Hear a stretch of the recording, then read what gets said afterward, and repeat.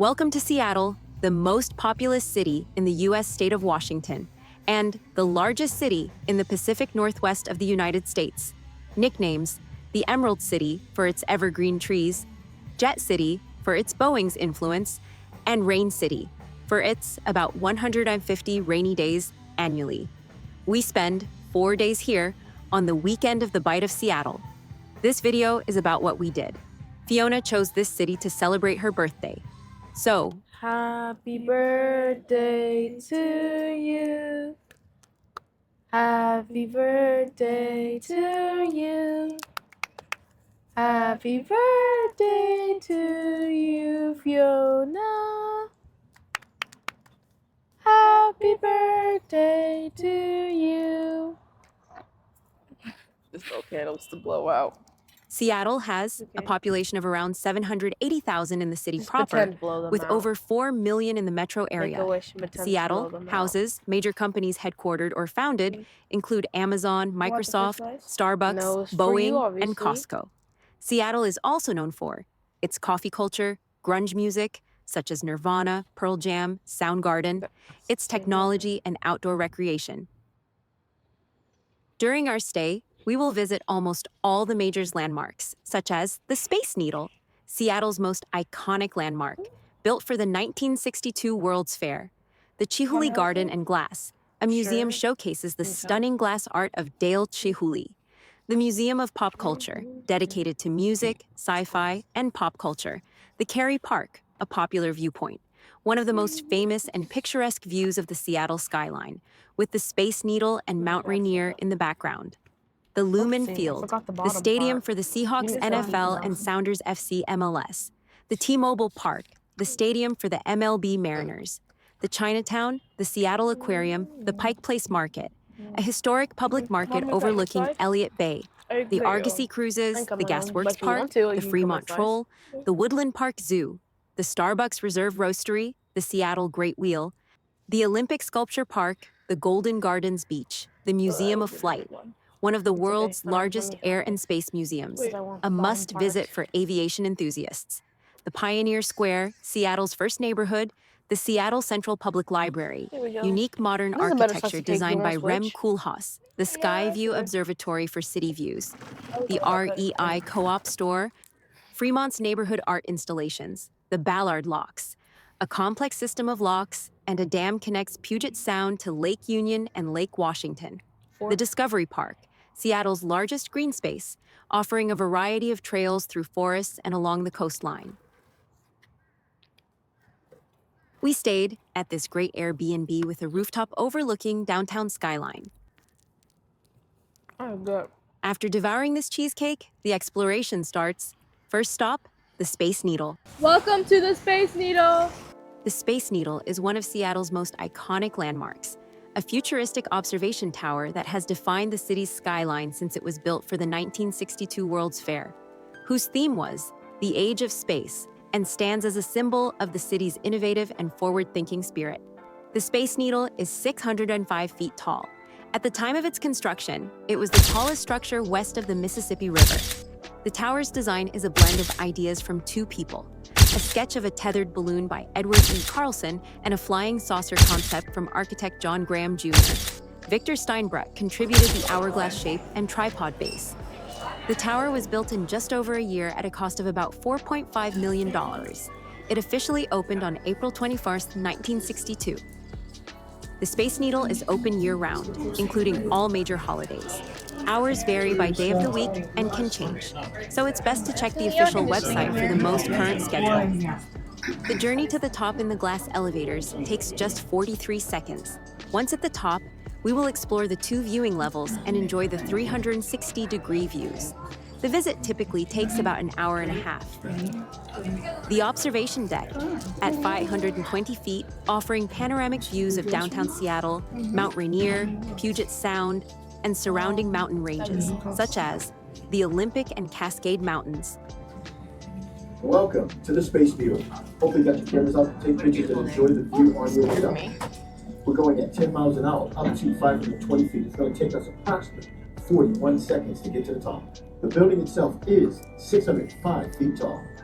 Once you get to the top, you can look for the bar, the revolving glass floor, the observation deck, the cafe, the lounge, and yes, even the restroom. Once the elevator comes to a stop, you can go to your left or right. As you're walking around, you can follow the signs, or you can ask one of our team members, and they will take you to one of those 6 destinations. And once again, be safe and have a great time.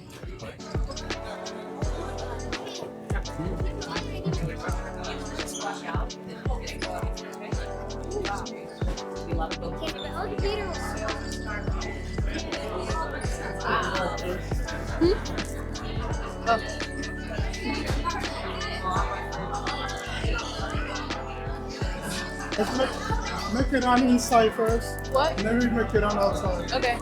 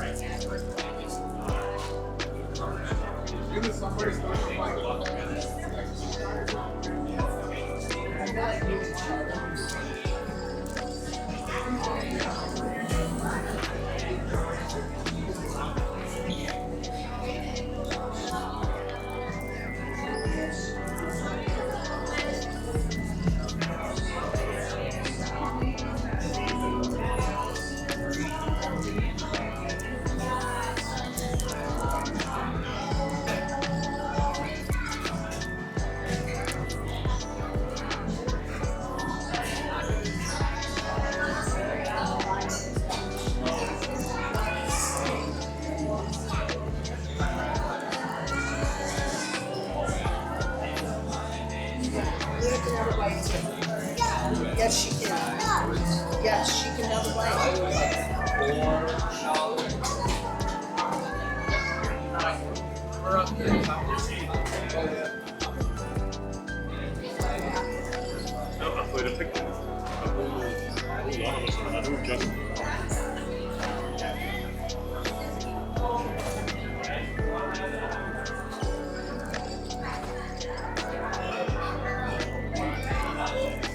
Is it time to go outside now? Because we made a 360. The idea for the Space Needle originated in 1959 with Edward E. Carlson, the chief organizer of the 1962 World's Fair. Inspired by a broadcast tower with a restaurant he saw in Stuttgart, Germany, he famously sketched his vision on a coffee shop napkin. His initial concept was for a tower with a large tethered balloon on top. This sketch was then taken to architect John Graham Jr., who was known for his innovative work, including the first shopping mall with a spiral parking ramp. Graham transformed Carlson's idea into the now iconic flying saucer shape. Another key figure, architect Victor Steinbrück, contributed the graceful, hourglass-like profile of the tower and its tripod base, inspired by an abstract sculpture of a dancer called the Feminine One. The collaboration resulted in a final design that was a fusion of these diverse influences. The construction of the Space Needle was a race against time. With only 13 months before the World's Fair was set to open, a suitable lot was found and purchased in 1961. The general contractor, Howard S. Wright Construction Company, had to work at an incredible pace, and the entire project was completed in just 400 days. It's weird leaning on it. I feel like I'm gonna fall. The foundation alone was a massive undertaking. It required the largest continuous concrete pour ever attempted in the West at the time, with 467 cement trucks working for a full day to fill a hole 30 feet deep and 120 feet across. The structural integrity was engineered by John Minasian, who also designed rocket gantries for NASA. The Space Needle was built to withstand powerful forces. Its center of gravity is just 5 feet above ground, and it is capable of withstanding winds of up to 200 miles per hour and earthquakes up to a 9.0 magnitude.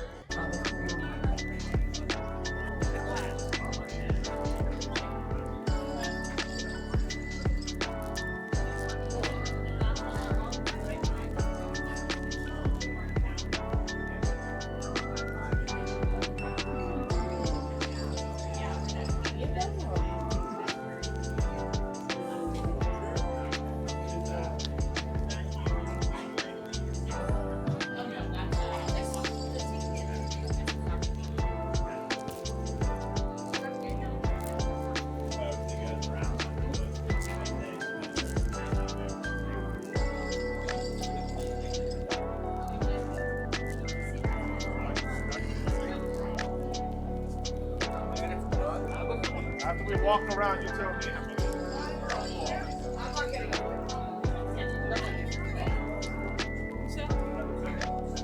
The revolving glass floor, the saucer-shaped top, housing the observation deck, and a revolving restaurant was so precisely balanced that it could be rotated by a single, small electric motor.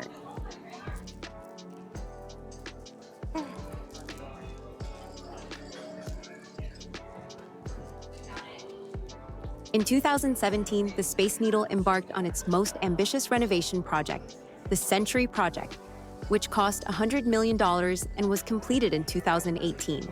The goal was to modernize the visitor experience while honoring the tower's original design.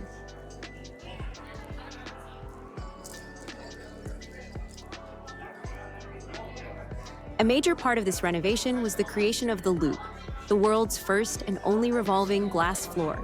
Located on the lower level of the top house, it provides a jaw-dropping, downward-facing view of the tower's structure, the elevators gliding up and down, and the Seattle Center below. The Loop makes a full rotation in about 45 minutes, offering a truly unique perspective. The renovation also replaced the wire mesh safety barriers on the observation deck with seamless floor-to-ceiling glass panels, giving visitors a completely unobstructed panoramic view. It's like turning, kind of. I don't know why, but it's turning. I think it's pretty cool. And you can see the base of the tower.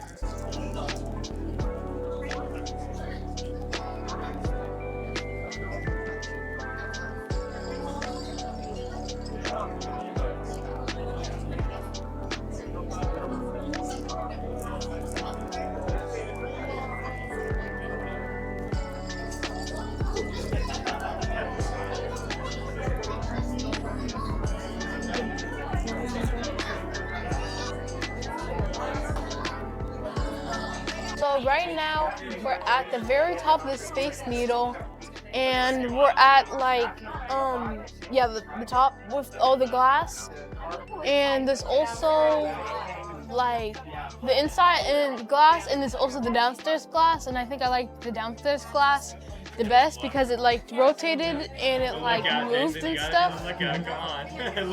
Yeah, I agree with Tiana too. A visit to the Space Needle is more than just a sightseeing trip. It's an immersive experience that provides a powerful sense of Seattle's identity and history. From the moment we step onto the high-speed elevator, we were transported into a symbol of a city defined by innovation and a forward-looking spirit. The main takeaway from the visit is the unparalleled perspective it offers, both literally and figuratively. The panoramic 360-degree view from the observation deck is breathtaking, providing a comprehensive look at the city's unique geography, the sprawling urban landscape, the serene Puget Sound, and the majestic Cascade and Olympic mountain ranges. On a clear day, seeing Mount Rainier dominating the horizon is a powerful reminder of the Pacific Northwest's natural beauty. What truly sets the Space Needle apart from other observation towers is the recent Century Project renovation, specifically the Loop, the world's first and only revolving glass floor. Standing on it is a genuinely thrilling and unique sensation. It reveals a previously hidden view of the tower's iconic structure, the elevators, and the ground far below. This feature not only adds an element of adventure, but also highlights the engineering marvel that the Space Needle has always been.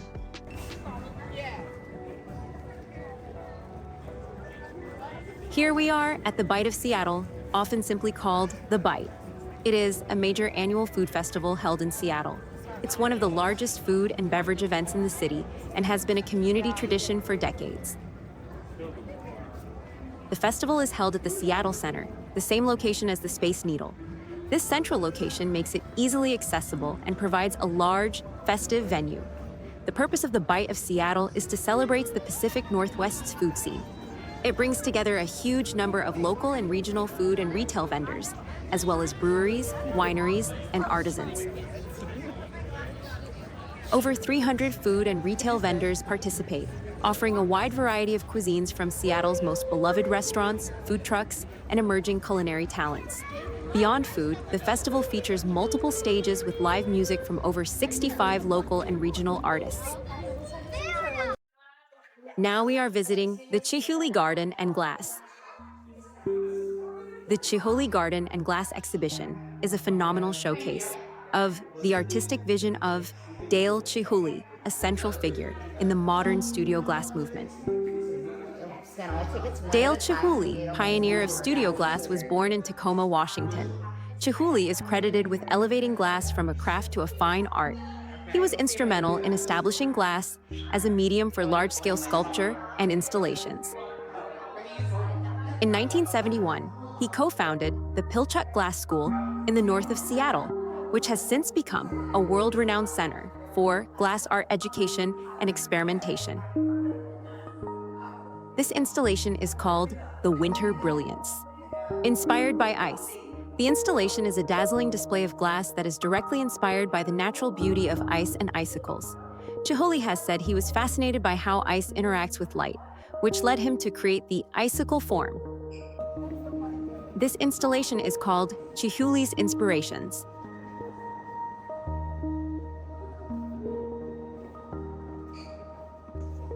This installation is called Sea Life Room.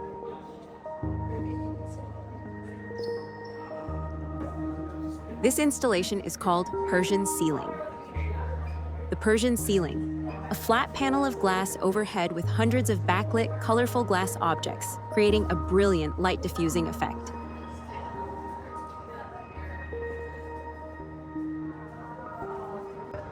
This installation is called Mille Fiori. Mille Fiori, Italian for 1,000 flowers, a dazzling indoor glass garden of plant-like forms. This installation is called Ikebana and Float Boats, gondola-like boats filled with multicolored glass spheres and organic shapes. This installation is called Chandeliers, towering, gravity-defying glass chandeliers with spiraling, twisting components. Now, what is important to know about Armory chandeliers is that they are not functional, so they are externally lit. Chihuly was standing in a restaurant in Barcelona where there was a chandelier that was happening. This installation is called Macchia Forest. Large, colorful bowls, macchia means spot in Italian, layered with up to 300 colors.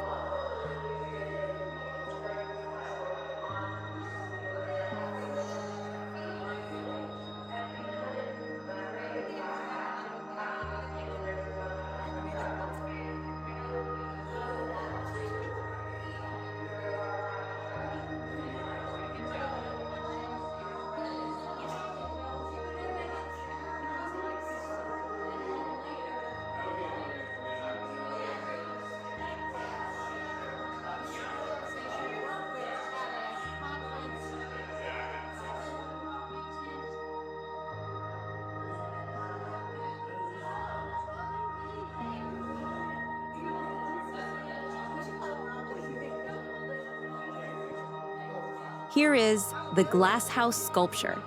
It is the undeniable centerpiece. The 100-foot-long suspended sculpture is a massive, warm-toned explosion of red, orange, yellow, and amber glass elements. Its dramatic presentation inside a 40-foot-tall sunlit conservatory is designed to change dramatically with the natural light throughout the day, creating breathtaking reflections. This steel structure is 4,500 square feet of light-filled space, which offers an impressive setting for receptions, dinners, and galas holding up to 300 guests for a sit-down dinner and 700 guests for a reception. The Glass House experience also includes use of the Art Plaza.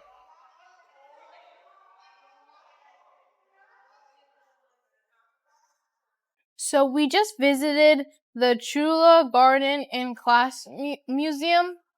Right? Museum. And I think that it was very interesting to see all these different artworks put together in one place. And I think it was really pretty, especially the lamps. That was my favorite.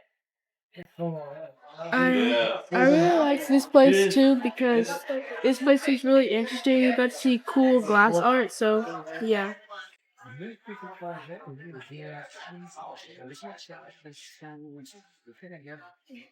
The Bite of Seattle was first launched in 1982, created by Alan Silverman, the president of Festivals, Inc. Originally held at Green Lake Park, It later moved to Seattle Center. Over the years, attendance has grown. Peaks have seen upwards of 400,000 plus visitors in a single event. This is a 2018 bronze sculpture of Chris Cornell by Nick Mora. Chris Cornell was one of the most prolific songwriters and greatest voices of the modern rock era, commissioned and donated by Vicky Cornell. Chris Cornell and performance. Now, we are visiting the Museum of Pop Culture, also called MoPOP, is a nonprofit museum dedicated to contemporary popular culture, including music, science fiction, fantasy, horror, video games, fashion, and film. It was founded in 2000 by Microsoft co-founder Paul Allen, originally known as the Experience Music Project, EMP. It was renamed the Museum of Pop Culture, MoPOP, or MoPOP, in 2016. MoPOP has organized dozens of exhibits, 17 of which have toured across the US and internationally. The museum is home to numerous exhibits and interactive activity stations, as well as sound sculpture and various educational resources. The building is 140,000 square foot, designed by Frank Owen Gehry, a Canadian-American architect and designer. The central gathering space is the Sky Church, is named in homage to Jimi Hendrix, and features a Barco C7 black package LED screen, one of the largest indoor LED screens in the world. The screen measures about 33 foot by 60 foot, a state-of-the-art sound systems, lighting, and immersive audio-visual capabilities. Depending on setup, this room can seat 250 or 700 people standing. The Sky Church is used for a variety of purposes: special events, openings, launch parties, live performances and concerts, presentations, film screenings, sometimes for museum-wide events, activations, parties.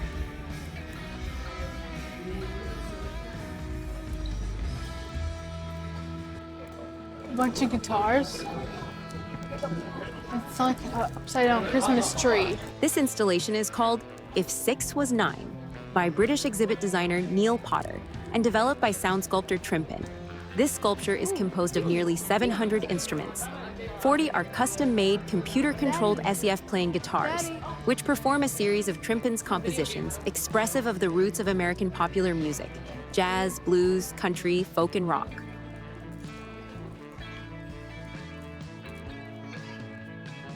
This exhibition is called the Indie Game Revolution, celebrating independent video games, their creators, artistry, innovation, and impact. This space is immersive and interpretive. There's a cubic structure, an environmental sculpture, that helps organize how people move through the exhibit and provide mood, aesthetic cues. The lighting, sound, interactive kiosks, gameplay stations are built in. Information panels, interviews, a gallery soundtrack, and other interpretive documentary materials give context. Developer stories, challenges, inspirations. It's a curated show featuring over 40 game developers, designers, coders, composers, and critics. The exhibit offers playable indie game titles, about 20 at a time, rotating from around the world. It's not just about the games themselves, but the stories behind them, how they were made, the creative process, artistic and technical development. This game is called Luna, the Shadow Dust. Enter the ancient tower that stands at the edge of the world. Complete puzzles from different character perspectives. This game is called The Light in the Darkness, with no choice-based gameplay. Experience the lack of control felt by victims and survivors of the Holocaust. This sculpture is called The Giant Skeleton, Hall of Bones, made in 2016.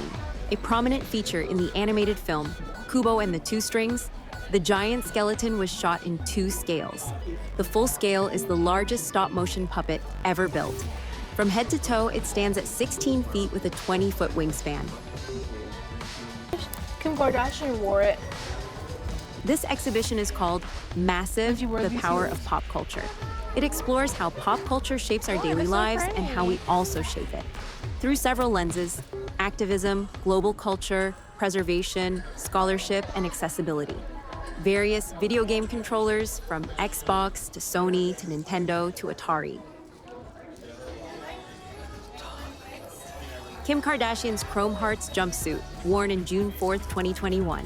Ankuta Sarka X Nike Bugatti Sneaker Pump, worn by Kim Kardashian 2022. Barbie Fashionista's doll. This feathered and jeweled catsuit, designed by Seth Pratts and worn by Lizzo on December 31st, 2018, for her New Year's Eve performance at Myth in Minneapolis, Minnesota. Besides being one of the top female performers of all time, Lizzo is a body-positive activist and classically trained flautist. Light sticks, also known as fan lights, are popular among K-pop fans. This white suit, designed by Randy Rom, was worn by Beyoncé in the music video for her song, Upgrade You, from her second studio album, B-Day, released in 2006. This exhibition is called Nirvana, Taking Punk to the Masses. It explores their origins, influence, and legacy, especially a deep dive into the history of the band and the grunge movement born in Seattle.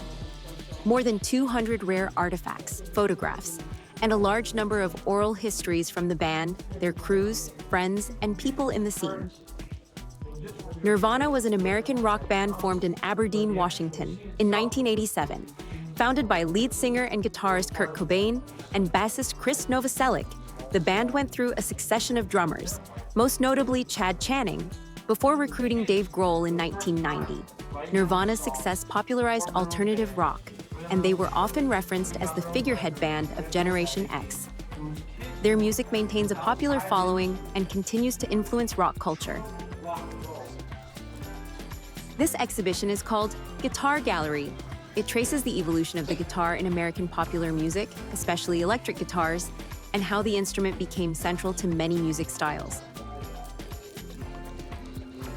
Nearly 20 guitars from noted musicians, music legends.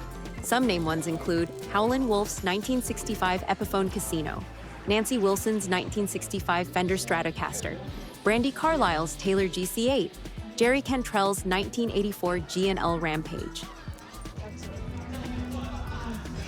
This exhibition is called Hendrix Wild Blue Angel, Hendrix Abroad, 1966 to 1970. It is focused on Jimi Hendrix's international influence. The years 1966-1970, the period when Jimi Hendrix was rising from newcomer to global icon. It traces his years abroad, London, Europe, US tours, recording sessions, and the constant motion, flights, stages, studios. It's as much about what Hendrix was creating as about where he was, and the personal, artistic growth during those rambling, prolific years. This exhibition is called Voice Box.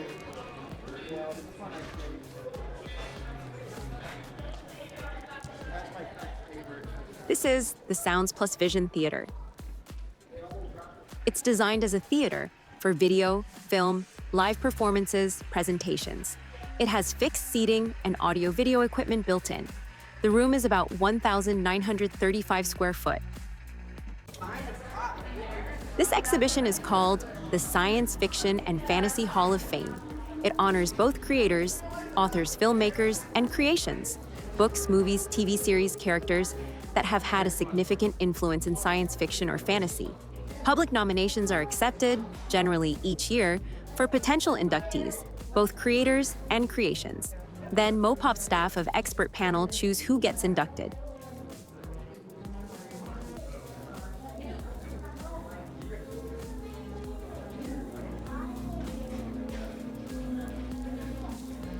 Sigourney Weaver in 2022. This exhibition is called Fantasy, Worlds of Myth and Magic. It explores fantasy as a genre, its roots, its storytelling, its visual styles, and the ways creators build mythic worlds in books, film, TV, games. This is the mythic warrior costume. Not all knights carry swords. The gunslinger, played by Idris Elba, is an immortal warrior charged with protecting Reality Cell. Opposing him is a magician called the Man in Black, who wishes to destroy the Dark Terrace, an interdimensional gateway at the center of the universe.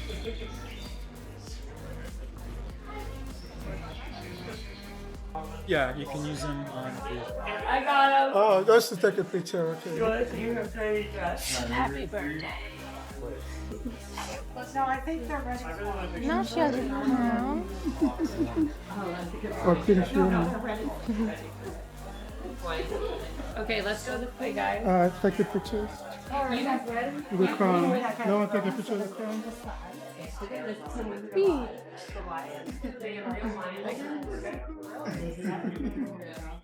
Sit in the middle so she can concentrate. Now down to Queen Fiona.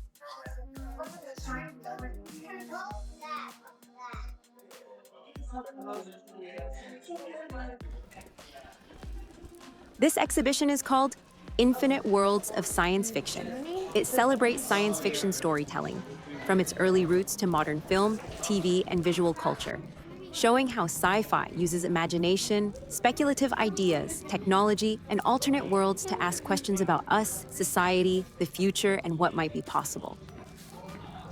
There are 150 plus artifacts from well-known science fiction films and television. Examples include props, costumes, models, such as Model of the Death Star from Star Wars Episode 6, Return of the Jedi, Borg costume from Star Trek, The Next Generation, Captain Kirk's command chair from the original Star Trek 1966-1969, full-scale TX endoskeleton from Terminator 3, Rise of the Machines 2003, life-size Cornelius costume from Planet of the Apes 1968, original TIE fighter filming miniature from Star Wars A New Hope 1977, Stormtrooper helmet used in Star Wars A New Hope and The Empire Strikes Back, and much more. This exhibition is called Sound Lab. The Sound Lab is a hands-on, interactive exhibition focused on letting visitors explore the tools, techniques, and energy behind making music. It invites us not just to learn about music, but to make music.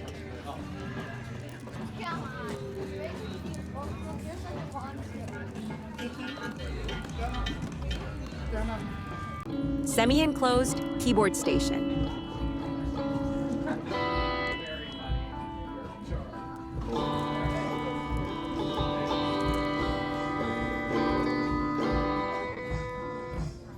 Semi-enclosed guitar station.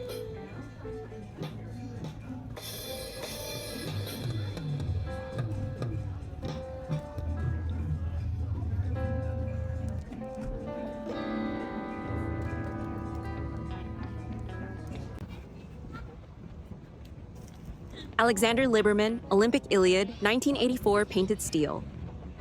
The Olympic Iliad is a monumental agglomeration of 41 steel cylinders located in Seattle Center, right near the Space Needle.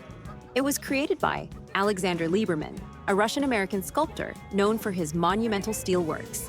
The sculpture is made of painted steel, bright red-orange in color, roughly 47 feet tall and weighing over 26 tons. Liberman cut the cylinders at varying angles and lengths, piled them on top of each other with 5 points touching the ground for support, painted them an industrial red, and assembled them to form an immense structure that one can walk around and underneath. This is the Pacific Science Center. It is a nonprofit science education, which sits on 7.1 acres of land. Key attractions and exhibits often include Tropical Butterfly House Planetarium and Laser Dome, which features both daytime and evening shows. IMAX theaters, hands-on exhibits like the Tinker Tank Makerspace and the Saltwater Tide Pool. It's a popular spot for families with a focus on interactive STEM experiences. It originated as the U.S. Science Pavilion for the 1962 World's Fair and features the iconic Gothic arches designed by architect Minoru Yamasaki. The same architect later designed the World Trade Center.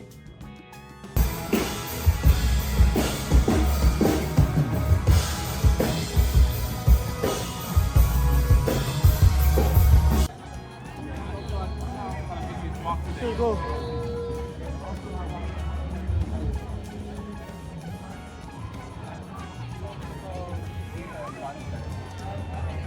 The Seattle Center Armory, originally built in 1939 by the Washington National Guard as the Seattle Field Artillery Armory, intended to house the 146th Field Artillery, 66th Field Artillery Brigade, and the state headquarters of the 41st Division. In 1962, during the World's Fair, The structure was repurposed into a vertical shopping mall called the Food Circus. Later, it was renamed Center House for many years. In 2012, a major renovation peeled back layers of later modifications to reveal and restore more of the original architectural character. It was rebranded as the Seattle Center Armory. The Armory houses a food and event hall with about 15 food vendors offering a variety of cuisines. It also includes a performance stage, dance floor, lighting, rigging grid, audio-visual setup, and space for events like exhibitions, corporate gatherings, receptions, concerts. The hall is about 20,000 square foot. The banquet capacity is about 1,000 people, and for a reception, it could accommodate 2,500 guests. The Seattle Children's Museum is located in the lower floor, all-star basement of the Armory, with interactive exhibits for young children. Also in the building is the Center School, a small arts-oriented high school, grades 9 to 12, that takes advantage of the proximity to arts organizations.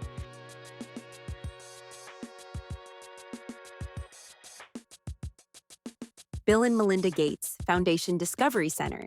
The Discovery Center is a public free admission museum, exhibition-type space put on by the Gates Foundation. Its goal is to share stories, data, and innovations from the foundation and its partners around key global challenges.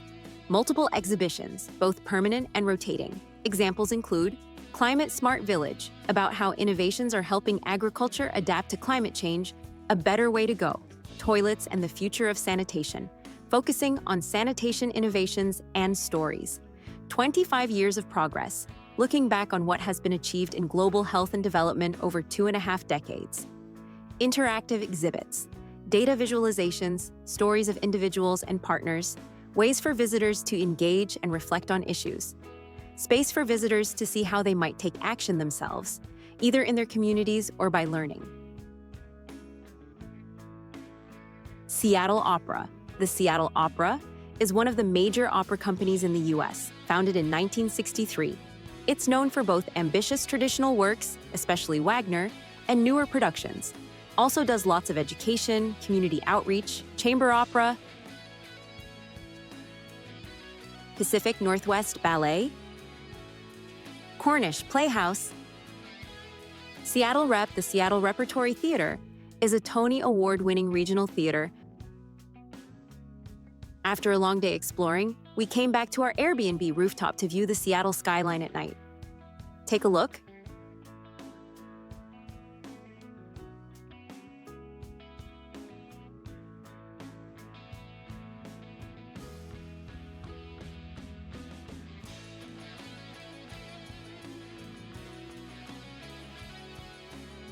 Very beautiful.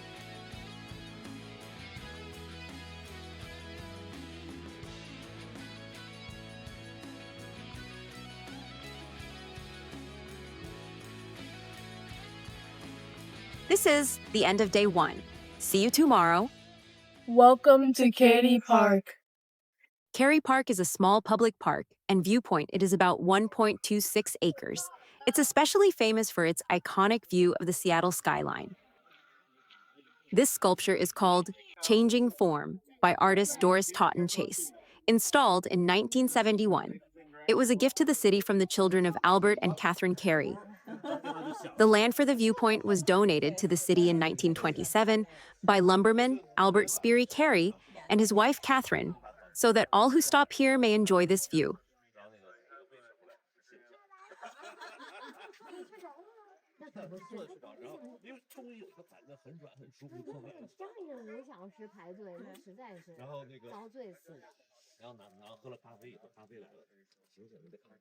The best time to visit is sunset, as it is the most popular time for photographers. The city lights begin to twinkle, but it can be very crowded. Early morning, as we did, or sunrise, offers a quieter experience.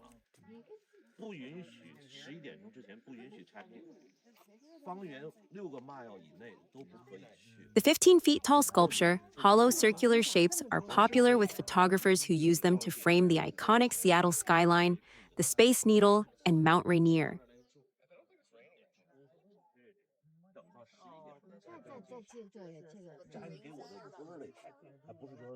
Kerry Park was our first stop of the day. Next stop, Lumen Field. Today we're taking a stadium tour to Lumen Field. Welcome to Lumen Field. Lumen Field is a multi-purpose stadium in Seattle.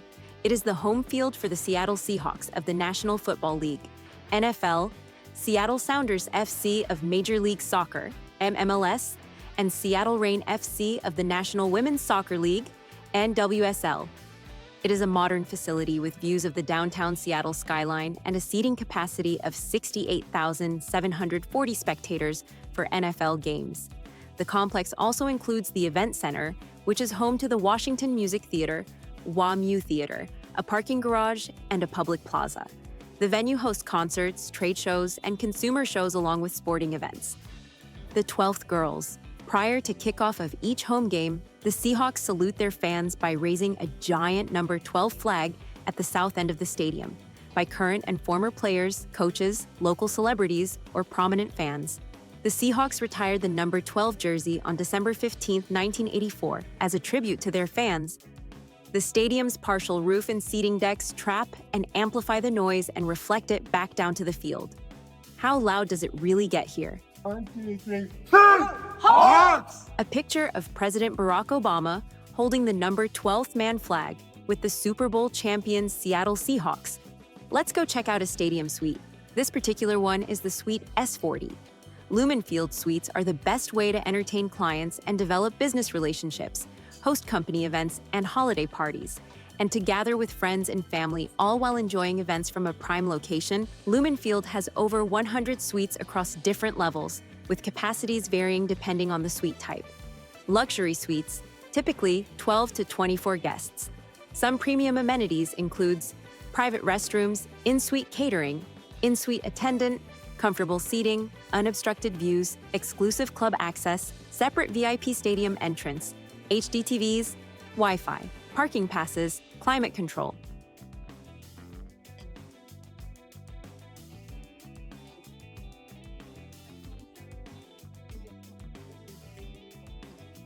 Now we are in the Seahawks press conference room, often referred to as the home interview room. This space is utilized for post-game interviews and media sessions.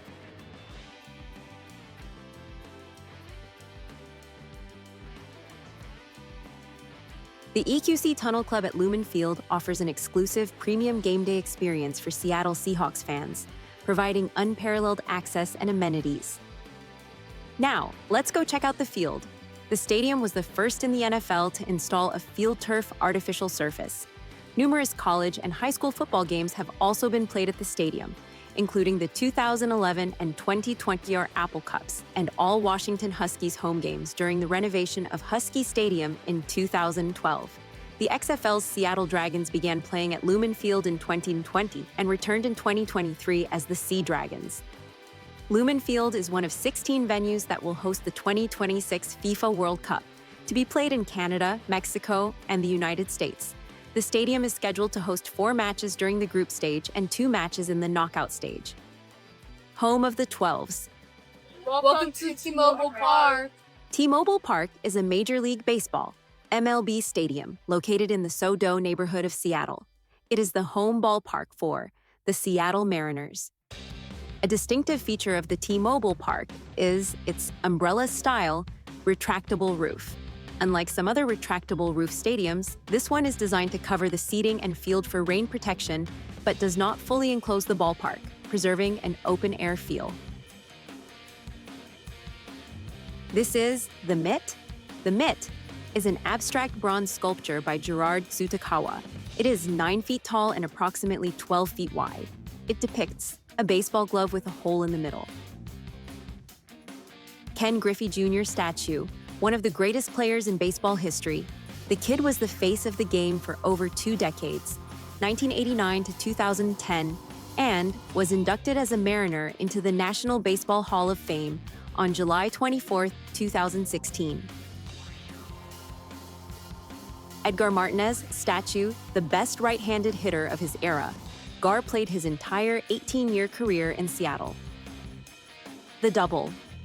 He hit to win the 1995 American League Division Series, was one of the most memorable moments in Seattle sports history. He was inducted as a Mariner into the National Baseball Hall of Fame on July 21, 2019. Welcome to Chinatown. The Chinatown Gate, acts as a welcoming symbol for both locals and visitors. It is a traditional Chinese paifang, archway, often called a friendship arch, brightly painted in traditional red, gold, and green colors, decorated with dragons, tiles, and Chinese calligraphy. Seattle's Chinatown International District, CID, is one of the city's most historic and culturally rich neighborhoods, serving as the cultural anchor for the city's diverse Asian American community. It is a unique area that is officially composed of 3 distinct, yet interwoven, historic neighborhoods: Chinatown, Japantown, Little Saigon. The Sinkiang Society is a historic Chinese-American association. Seattle Pinball Museum. The Seattle Pinball Museum is an interactive museum dedicated to the history and enjoyment of pinball. It's a free play museum, meaning a single admission price grants you unlimited play on all the pinball machines inside. They feature a collection of over 50 pinball machines, spanning from the 1960s to the latest models, allowing visitors to experience the evolution of pinball and American pop culture. Now we are at the Seattle Aquarium. The Seattle Aquarium is a public aquarium in Seattle, located on Pier 59 and 60 on the Elliott Bay waterfront. The aquarium opened in May 20th, 1977, and is accredited by the Association of Zoos and Aquariums. Make your way back to the Lightweight Wall to join us for a magical journey through the epipelagic zone, where we learn about the ocean. We'll be starting at 1:45. See you soon. Okay, keep going. Okay, thanks. You keep going. Hello, how many in the group? There's 5 of us. If you would like to step to the window, you're going to be postcard with your visit. Window on Washington Waters is a 120,000-gallon tank created as part of the 2007 expansion. It is meant to replicate the coastal waters of Washington state and features native marine life, including salmon, rockfish, and sea anemones. Dive shows take place several times a day. This is the Crashing Waves exhibit. It is a 40-foot wave tank that replicates Washington shores. This is the Ring of Life, features a 12-foot-high glass donut, where visitors are surrounded by moon jellies. Visitors can step through the exhibit and watch the jellies gracefully move around, learning about their life cycle from nearby signage. Moon jellies are known for their delicate appearance and gentle movement. How tall am I? Hold on. Wait, feet, come closer to the measure thing. Okay, let's go. Goodness, 5'1". This is the Pacific Coral Reef. It is a man-made coral reef in a 25,000-gallon tank that contains fish that live in and around reefs. This habitat simulates the unique and diverse reef ecosystem, home to around 1/4 of all marine species, despite only taking up 0.5% of Earth's surface. This attraction is called the Undersea Explorer Virtual Reality Experience. It allows visitors to take a dive into the ocean and experience marine life in an immersive way, getting closer to creatures like sharks and humpback whales than they might otherwise. It's a way for guests to go on a virtual ocean journey and learn about marine life through state-of-the-art technology and engaging content. A virtual reality experience is offered every 15 minutes. The marine mammals area includes exhibits for harbor seals, northern fur seals, sea otters, and river otters. It is located on the Pier 60 building. The northern fur seal, Calorhinus ursinus, is an eared seal found along the North Pacific Ocean, the Bering Sea, and the Sea of Okhotsk. It is the largest member of the fur seal subfamily, Arctocephalinae, and the only living species in the genus Calorhinus. The harbor seal is a true seal found along temperate and Arctic marine coastlines of the Northern Hemisphere. The most widely distributed species of pinniped, walruses, eared seals, and true seals, they are found in coastal waters of the Northern Atlantic and Pacific Oceans, Baltic, and North Seas. Now we are in the Birds and Shores exhibit. It is an open-air habitat housing Puget Sound natives. River otter. This is the underwater dome. It is a 260-degree exhibit viewed from a mostly transparent spherical undersea room in a 400,000-gallon tank. It was built as part of the original construction and opened in 1977. The tank exhibits hundreds of species that would be found in Puget Sound, including salmon, lingcod, sharks, sturgeon, skates, and rockfish. While some reviews note that the dome's design might appear a bit dated compared to newer, all-glass tanks, it remains a popular and captivating exhibit, offering a unique perspective on the rich biodiversity of the Pacific Northwest waters. This is the Puget Sound Fish Exhibit. It is a 3-part exhibit that contains fish from the Puget Sound, broken into eelgrass communities, deep sandy bottoms, and rocky areas. Fish included in the tank are grunt sculpins, Pacific spiny lumpsuckers, midshipmen fish, and armored sturgeon poachers. Puget Sound is a complex estuarine system of interconnected marine waterways and basins located on the northwest coast of the U.S. state of Washington.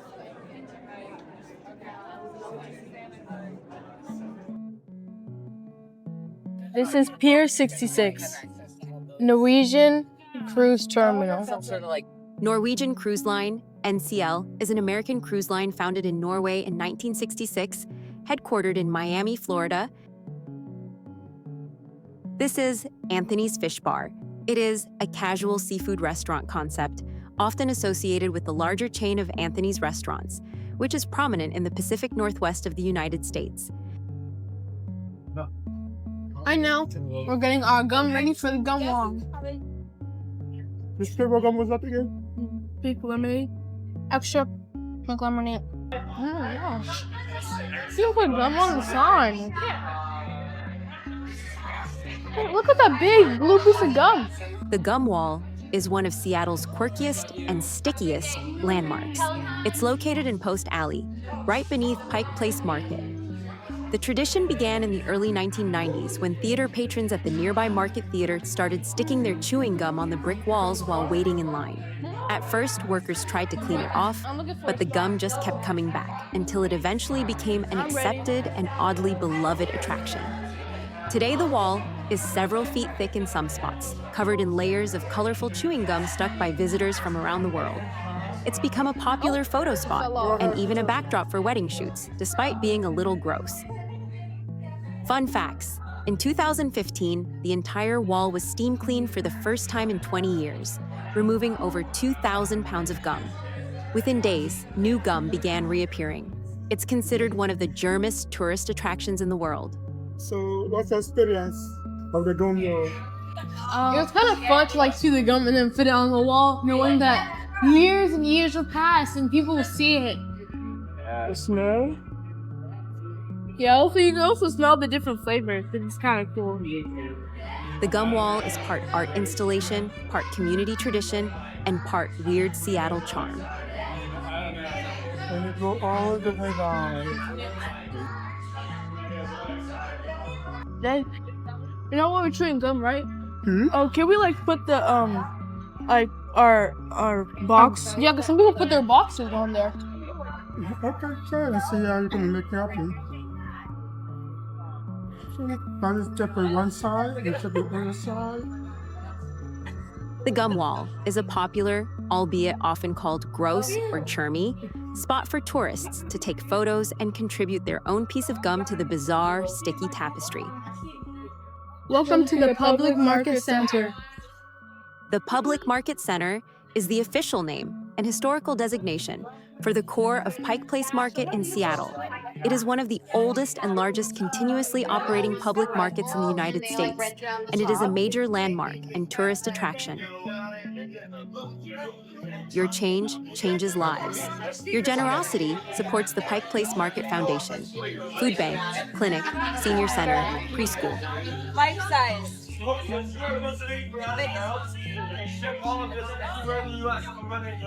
Market Foundation Piggy Bank, made possible by a gift from Fratelli's Ice Cream on August 17, 1986. Oh, it's a big piggy bank. The piggy needs some money. The piggy needs some money. Okay. We're gonna save some money in the piggy banks.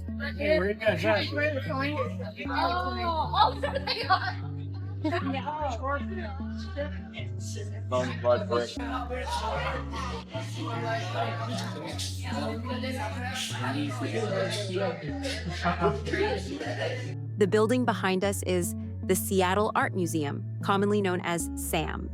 It is the largest visual arts institution in the Pacific Northwest and is notable for its extensive global collections and its unique configuration of 3 distinct locations across Seattle.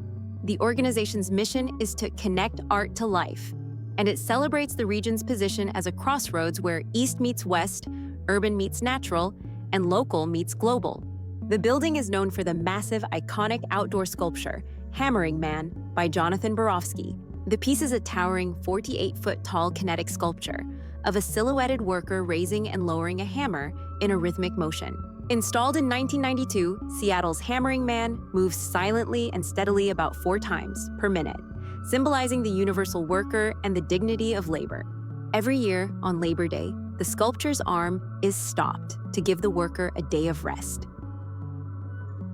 Harbor Steps. The Harbor Steps are a well-known pedestrian connection in downtown Seattle, linking the Seattle waterfront at Alaskan Way with First Avenue near the Seattle Art Museum. They're more than just stairs. They're a public urban space designed for walking, gathering, and relaxing. Built in the 1990s as part of a larger redevelopment project, the Harbor Steps are a wide, terraced staircase with fountains, greenery, and sculptures. Now we are taking a harbor cruise with Argosy Cruises.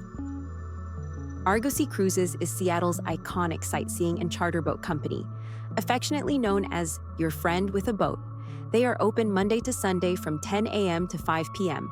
They've been offering narrated public tours and private charters around Puget Sound since 1949. The harbor cruise is about 1 hour, loops around Elliott Bay from Pier 55, a live narration on Seattle's waterfront, Port of Seattle, Skyline, and views of Mount Rainier and the Olympic Mountains. The amenities are indoor, outdoor seating, full bar, snacks, no outside food or drink allowed, restrooms, and ADA-accessible docks. The cruises run, rain or shine, vessels are climate-controlled.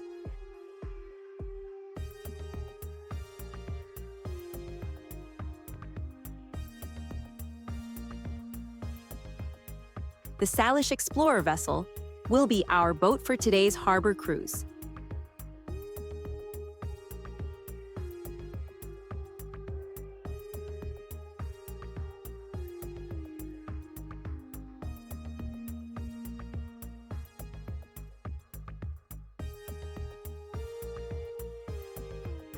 Just a heads up, it can be quite loud on the outer decks. 3, 2, 1.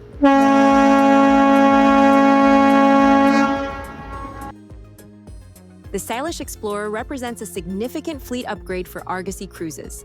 With modern design, capacity for 500 passengers, multiple decks, including an open-air observation platform, and full accessibility, it's tailored for both immersive tours and large-scale events on Seattle waters. 3 passenger decks, 2 of which are enclosed, with the upper deck open for sightseeing. Versatile interior seating arrangements for various events. Main deck, fully enclosed cabin with panoramic windows and flexible seating. Second deck, partially enclosed, includes elevator, aft outdoor veranda, balcony, fully equipped bar, pantry, plus a bridal room. Upper deck, entirely open with 360-degree panoramic views. Elevated platform ideal for ceremonies and viewing. The vessel is also ideal for large group charters, weddings, corporate gatherings, or celebratory cruises, thanks to space, bars, and ceremony deck. Built with an aluminum hull for efficiency and ease of maintenance. Hull designed with heavy skegs and center keel for protection in tidal, shallow waters. The length is 125 foot, the beam is 33 foot, the draft is 7 foot. The engines are twin Scania DI16 NAS 80M diesel engines, 543 to 617 horsepower total, cruising at 13 knots. The fuel tank has a capacity of 4,600 gallon, dual 3-blade Veemstar props. This is the Salish Seaboat Tours. The Salish Sea, an intricate network of coastal waterways in the Pacific Northwest, offers a diverse range of tours and experiences. These tours often focus on wildlife viewing, particularly whale watching, and exploring the stunning natural beauty and cultural heritage of the region. This is the Edgewater Hotel. The Edgewater Hotel, Seattle's legendary overwater gem perched on Pier 67, the only overwater hotel in Seattle. Built on a pier extending into Elliott Bay since 1962, nicknamed Fish from Your Room. Early guests, including the Beatles in 1964, famously cast lines into the bay. Pier 70 building. This is the CTI Biopharma corporate building. The facility originally built circa 2001. This is the VFS Global Seattle Premium building. Now we are looking at the Olympic Sculpture Park. This particular sculpture is called the Eagle Alexander Calder. A great view of the Space Needle from the Elliott Bay. The Space Needle is an iconic 605-foot-tall spire located at the Seattle Center. It features an observation deck that offers panoramic views of the city and surrounding areas, as well as a rotating restaurant. The PI Globe Building. It was constructed in 1948. This 30-foot neon globe atop a waterfront building is a city-designated landmark. The globe was originally part of the headquarters of the Seattle Post-Intelligencer, PI newspaper, which ceased its print edition in 2009. This is the Expedia Group building. The beautiful Seattle skyline.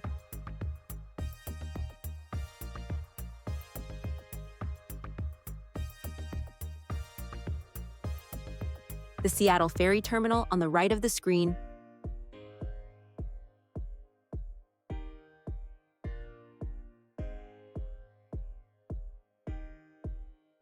Pier 54, Ivar's, acres of clam seafood.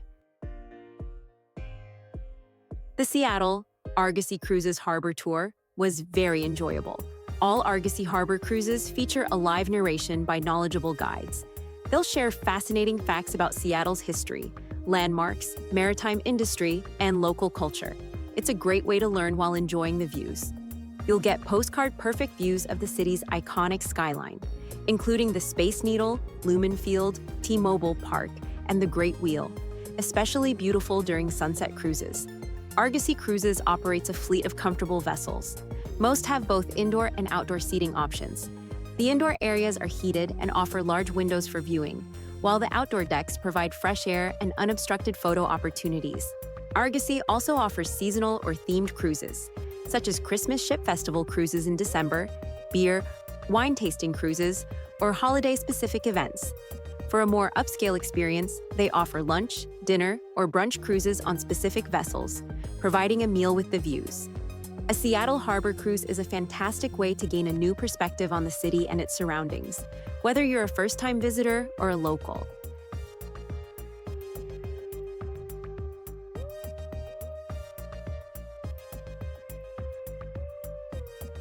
The cruise was our last activity of day 2.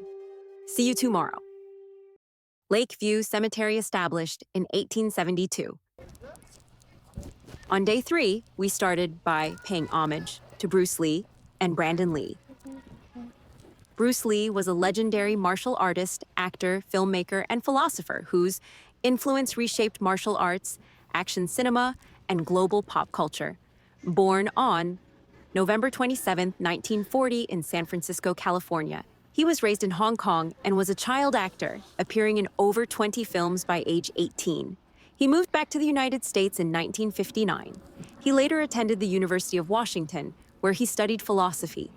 He began teaching martial arts and later developed his own philosophy and combat system, called Jeet Kune Do, JKD, which emphasizes practicality, efficiency, and adaptability, famously encouraging practitioners to be like water. Brandon Lee was the son of Bruce Lee, born on February 1, 1965 in Oakland, California. He died on March 31, 1993 in Wilmington, North Carolina. At the age of 28, while filming The Crow, Brandon was fatally wounded by a malfunctioning prop gun during a scene. The gun contained a fragment of a dummy bullet lodged in the barrel, which was propelled out when a blank round was fired.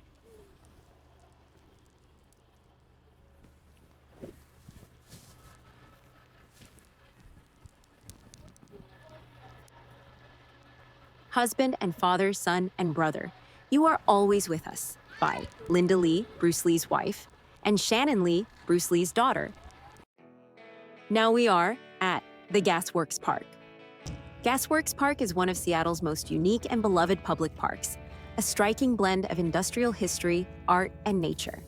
The park is built on the former site of the Seattle Gas Light Company's coal and oil gasification plant, which operated from 1906 to 1956. This plant supplied gas for the city's lighting, heating, and cooking. After the plant closed, the site was heavily contaminated. The city of Seattle purchased the land in the 1960s to create a park. Landscape architect Richard Hogg developed the revolutionary master plan for the park, which was fully open to the public in 1976. Instead of demolishing all the structures, Hogg advocated for their preservation and adaptive reuse, creating one of the first successful post-industrial landscapes in the world. The park is celebrated for its groundbreaking use of bioremediation to clean and green the contaminated soil, a process that used oil-degrading enzymes and organic material. The park is situated on a 20.5-acre promontory on the north shore of Lake Union. It is famous for its sweeping, panoramic views of the Lake Union, the city skyline, and the iconic Space Needle. The remains of the gasification plant are a central feature, offering a striking industrial archaeology aesthetic. Some of the old structures have been repurposed. The Great Earth Mound, Kite Hill, a 45-foot-high hill constructed from on-site rubble and covered with clean topsoil. It's a very popular spot for flying kites and enjoying the views. Sundial. At the top of the Great Mound, there is a unique sundial that uses a visitor's shadow to tell the time and season. Picnic Shelter. The former boiler house was converted into a picnic shelter with tables and fire grills. Children's Play Barn. A former exhauster compressor building was transformed into an open-air play barn with brightly painted industrial machinery for children. Recreation. The park offers large, open grassy areas perfect for picnicking, relaxing, and community events. And it also connects to the Burke-Gilman Trail. Lake Union views, you can see boats, kayaks, and seaplanes. And even the July 4th fireworks are often held over the lake, with Gasworks as a prime viewing spot. Fun facts. The park has appeared in several movies and shows, including 10 Things I Hate About You, 1999. The romantic scene between Heath Ledger and Julia Stiles was filmed there. It's also a popular spot for engagement photos, picnics, and drone photography. Gasworks Park is a Seattle landmark and is listed on the National Register of Historic Places, recognized globally for its innovative and influential design. Here, we are visiting the Fremont Troll. The Fremont Troll is an iconic and beloved piece of public artworks. It is a massive, imaginative, colossal sculpture of a troll emerging from the ground, hiding beneath a bridge. It is an 18-foot-tall statue. It weighs about 13,000 pounds. It is made of steel rebar, wire, and concrete. The troll is hunched over and clutching a real Volkswagen Beetle, originally red, in its hand, crushing it as if it had just swiped it from the roadway above. The car has a California license plate. One of its eyes is a shiny metal Volkswagen hubcap. It was created in 1990 by 4 local artists, Steve Bedanes, Will Martin, Donna Walter, and Ross Whitehead. The artists were inspired by the Norwegian folktale, The Three Billy Goats Gruff, where a troll lives under a bridge. The Lenin in Fremont refers to the controversial, yet iconic, 16-foot-tall, bronze statue of Russian communist revolutionary, Vladimir Lenin. It is a notable landmark due to its unusual history, the artistic context of its setting, and the ongoing political controversy it sparks. The statue was commissioned by the Communist Party of Czechoslovakia and created by Bulgarian-born Slovak sculptor Emil Venkov in 1988. Unusually, this depiction portrays Lenin emerging from stylized flames and surrounded by guns, which some interpret as a subtle protest or a more aggressive revolutionary stance, unlike most other benevolent portrayals. After the fall of communism in 1989, the Velvet Revolution, the statue was toppled and left in a scrapyard in Poprad, Slovakia, awaiting its fate to be melted down for its bronze. In 1993, an American English teacher from Issaquah, Washington, named Lewis E. Carpenter, discovered it and brought it home. Welcome to Woodland Zoo. Woodland Park Zoo is a wildlife conservation organization and zoological garden.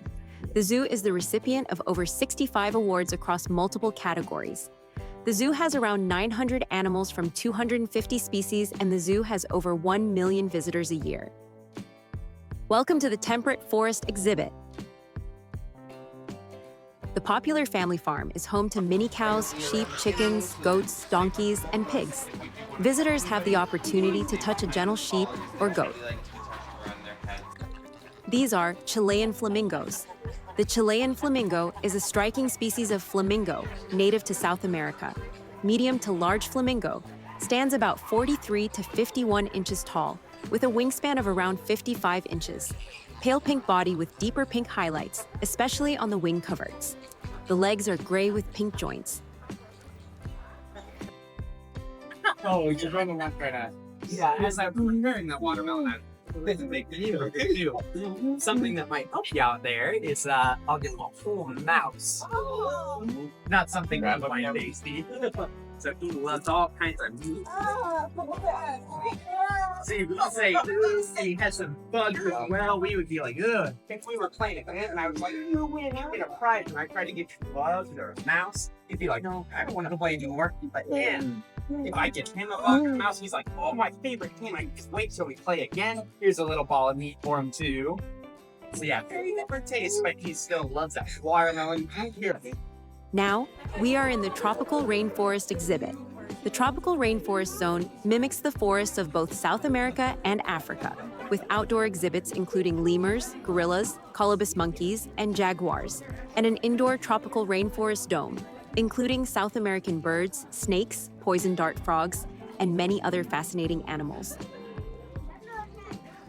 Gorillas are the largest living primates and one of our closest relatives, sharing about 98% of their DNA with humans. There are two species, each with two subspecies: Western gorilla, which has the Western lowland gorilla, and the Cross River gorilla, and then Eastern gorilla, which has the mountain gorilla and the Eastern lowland gorilla.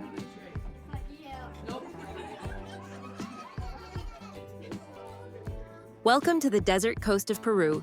Here are the Humboldt penguins. Most people think of snow and ice when they think of penguins, but these penguins are from the hot, arid coastal regions of Peru. Water is an essential feature of the natural habitat of all penguins. The historic carousel.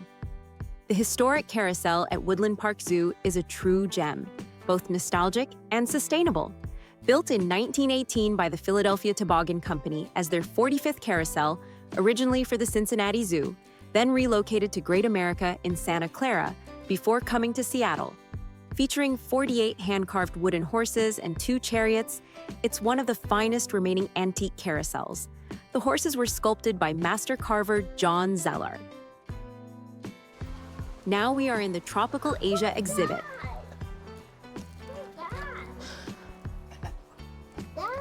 This animal is called tapir. A tapir is a large, herbivorous mammal that looks like a mix between a pig and an anteater, but it's actually most closely related to horses and rhinoceroses. This is the greater one-horned rhinoceros. The greater one-horned rhinoceros, also known as the Indian rhinoceros, is a majestic and historically significant species of rhino. Its length is 11 to 13 feet height at the shoulder, 5.5 to 6.5 feet, weight 4,000 to 6,000 pounds. This is a warthog. The warthog is a wild member of the pig family, instantly recognizable by its distinctive tusks and facial warts. Warthog are found widely across sub-Saharan Africa, from savannas and grasslands to woodlands and arid regions. A pair of lions resting under the sun. The lion is one of the most iconic and majestic big cats, often called the king of beasts or king of the jungle.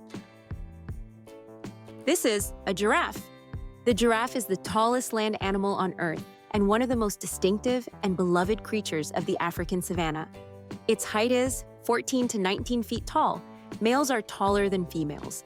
Its weight is 1,750 to 3,000 pounds. The neck is up to 6 feet long, but still only 7 vertebrae. A hippo in the water. The hippopotamus is one of Africa's most iconic and powerful animals, an enormous semi-aquatic herbivore known for its massive size and surprising agility in water. Now we're at Starbucks Reserve Roastery and Tasting Room. The Starbucks Reserve Roastery is one of the most impressive and immersive coffee experiences in the world. Part cafe, part roastery, and part coffee museum. it is an immersive, multi-sensory destination that represents the pinnacle of Starbucks coffee experience. Never been in a Starbucks before, so this will be interesting. They are significantly larger and offer a more elaborate experience than traditional Starbucks stores. Roasting on site. The core function is the actual roasting of the rare, small-batch Starbucks Reserve coffees. Customers can observe the roasting process, often featuring large, striking copper casks and pneumatic tubes that transport the freshly roasted beans. Starbucks Reserve Coffee. They feature the rarest and most exceptional single-origin Arabica coffees sourced from around the world. These coffees are developed with a unique roast for each individual lot. The roasteries are designed to be an immersive coffee theater or theme park experience, focusing on the craft and artistry of coffee. They often span multiple floors and showcase unique architectural and artistic elements specific to the city they are in. Starbucks Reserve Roasteries are exclusive and currently located in select major cities around the world. There are 6 to 7 locations: Chicago, USA, the world's largest, spanning 5 stories; New York City, USA, Meatpacking District; Milan, Italy, Shanghai; China, Tokyo; Japan, Seattle, USA, the original one, and the one we are currently in. There is also a Starbucks Reserve store in the Empire State Building in NYC, which is often listed alongside the roasteries for its size and offerings, but the main roastery in New York is in the Meatpacking District.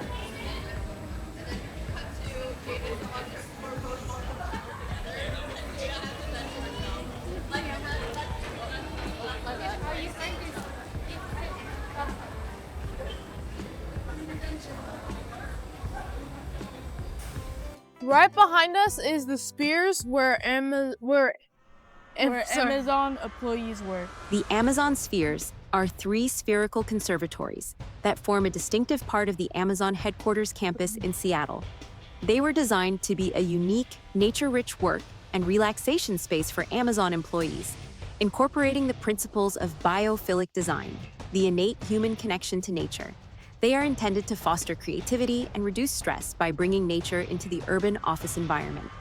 The 3 interconnected glass and steel domes are a geometric shape called a pentagonal hexaconahedron, a Catalan solid.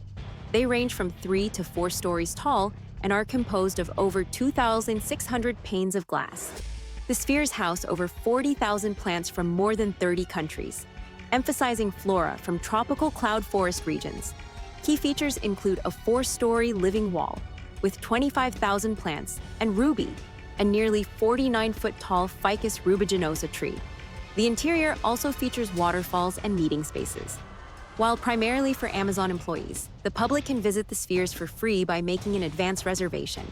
Public visits are typically offered on the 1st and 3rd Saturday of each month from 10 a.m. to 6 p.m.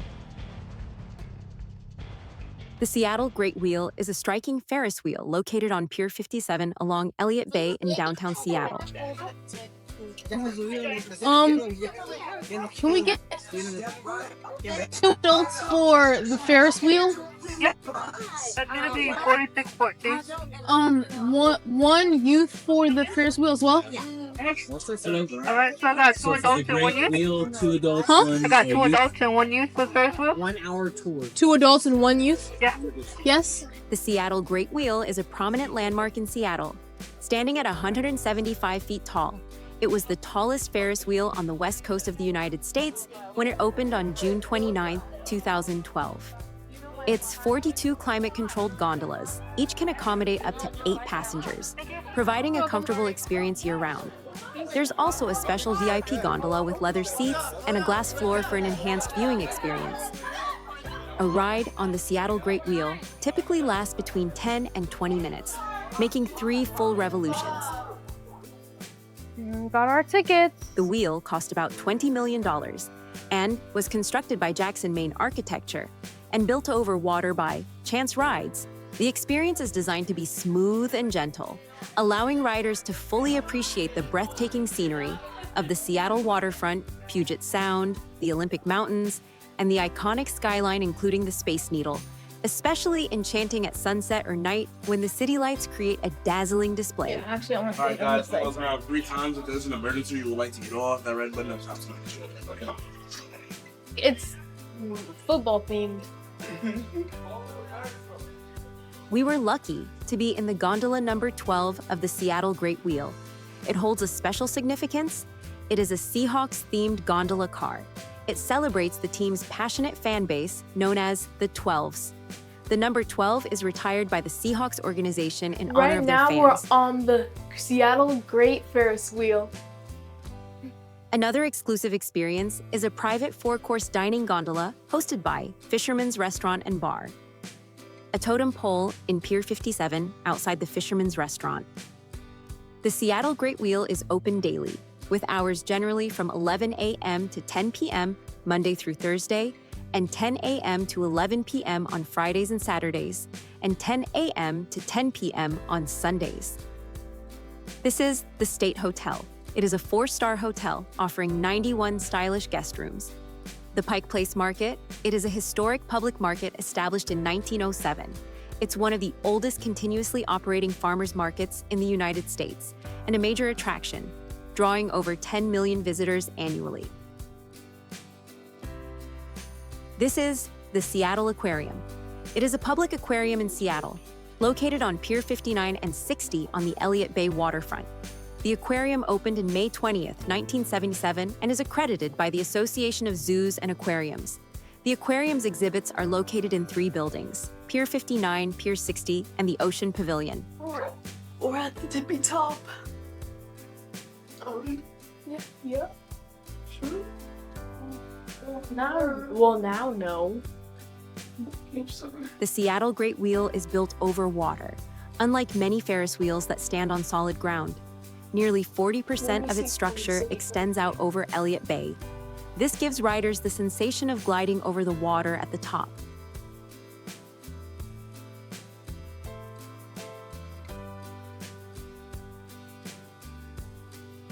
It is the Pike Place Market. This is a classic sailing yacht, likely a Sparkman and Stevens custom Nevin sloop, also known as Courageous. Known for its large, comfortable cockpit, spacious accommodation, and proven sailing ability, making it suitable for both racing and coastal cruising. The height of the Seattle Great Wheel is 175 feet, which is about the height of a 17-story building. It extends about 40 feet out over the water. It features over 500,000 LED lights capable of impressive light shows synchronized to music. Custom shows light up the wheel for holidays, sporting events, and even gender reveal parties. This is a Washington State ferry, specifically a jumbo-class ferry like the MV Spokane. It was built in 1972 and entered service in 1973. Its length is 440 feet.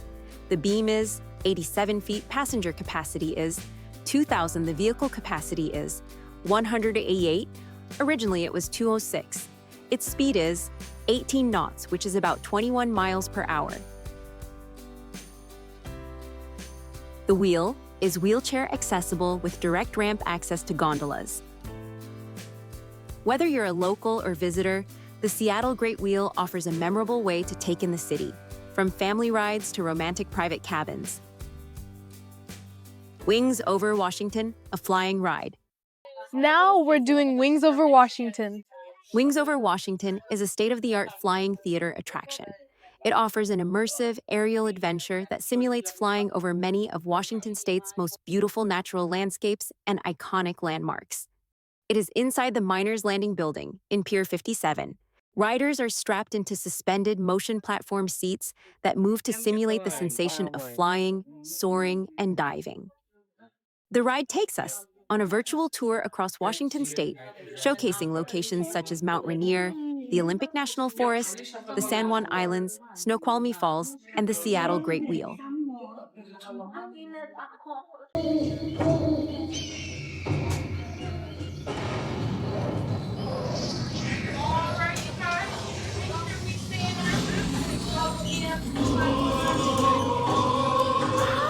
That's cool! The experience uses a large wraparound screen, 5K cameras, innovative projection, and a surround sound system, along with special effects that allow riders to feel wind, mist, and even smell 3 distinct fragrances, like cedar, as they fly over the landscape. No, they said stay with your group. The entire experience, including pre-show and loading, is approximately 15 minutes long. The attraction is often compared to the Soarin' rides, found at Disney theme parks, offering a high-quality, Disney-level experience focused on the Pacific Northwest. Wings Over Washington opened in 2016. It's the only flying theater in North America focused entirely on Washington State, located inside a rustic log cabin themed theater, giving it a cozy Northwest feel before taking off. The attraction is family-friendly, suitable for most ages, minimum height requirement, 40 inches.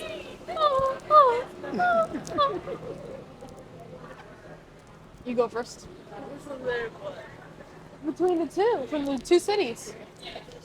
I mean, it's kind of hard. Olympic Sculpture Park opened in 2007. Split. 2003, polished stainless steel. Roxy Payne, American-born 1966. The process takes something in nature that stands for incredible growth and evolution, and then reduces it to component parts and divides it into standardized diameters of industrial pipe and rod. It mimics how we increasingly experience nature. Everything is treated like an element in a machine. I'm interested in this constant desire to control nature, to make it fit into processes, factory processes. Roxy Payne. Split by Roxy Payne. Mary's Invitation, A Place to Regard Beauty, 2014. Coated aluminum. Jenny Gruffner, American-born 1952. Gift in memory of Mary Shirley from her friends.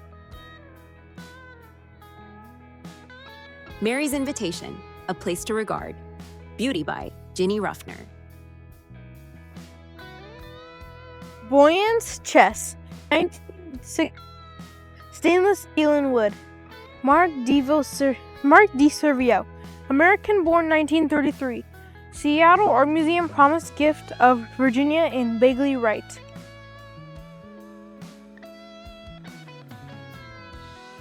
Bunyan's Chess by Mark D. Suvero. The 1971 painted steel. Alex Cater, American 1898 to 1976. The Eagle by Alexander Calder.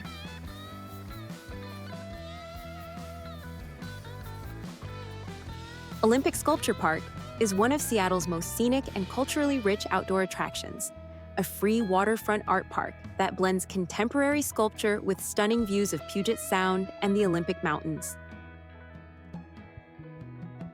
Wandering Rocks, 1967. Steel painted by Tony Smith, 1912 to 1980. Artist's Proof. Seattle Art Museum promised gift of Virginia and Bagley Wright. Wandering Rocks by Tony Smith. Love and Lost by Roy McMakin. Schubert Sonata, 1992. Steel, painted and unpainted.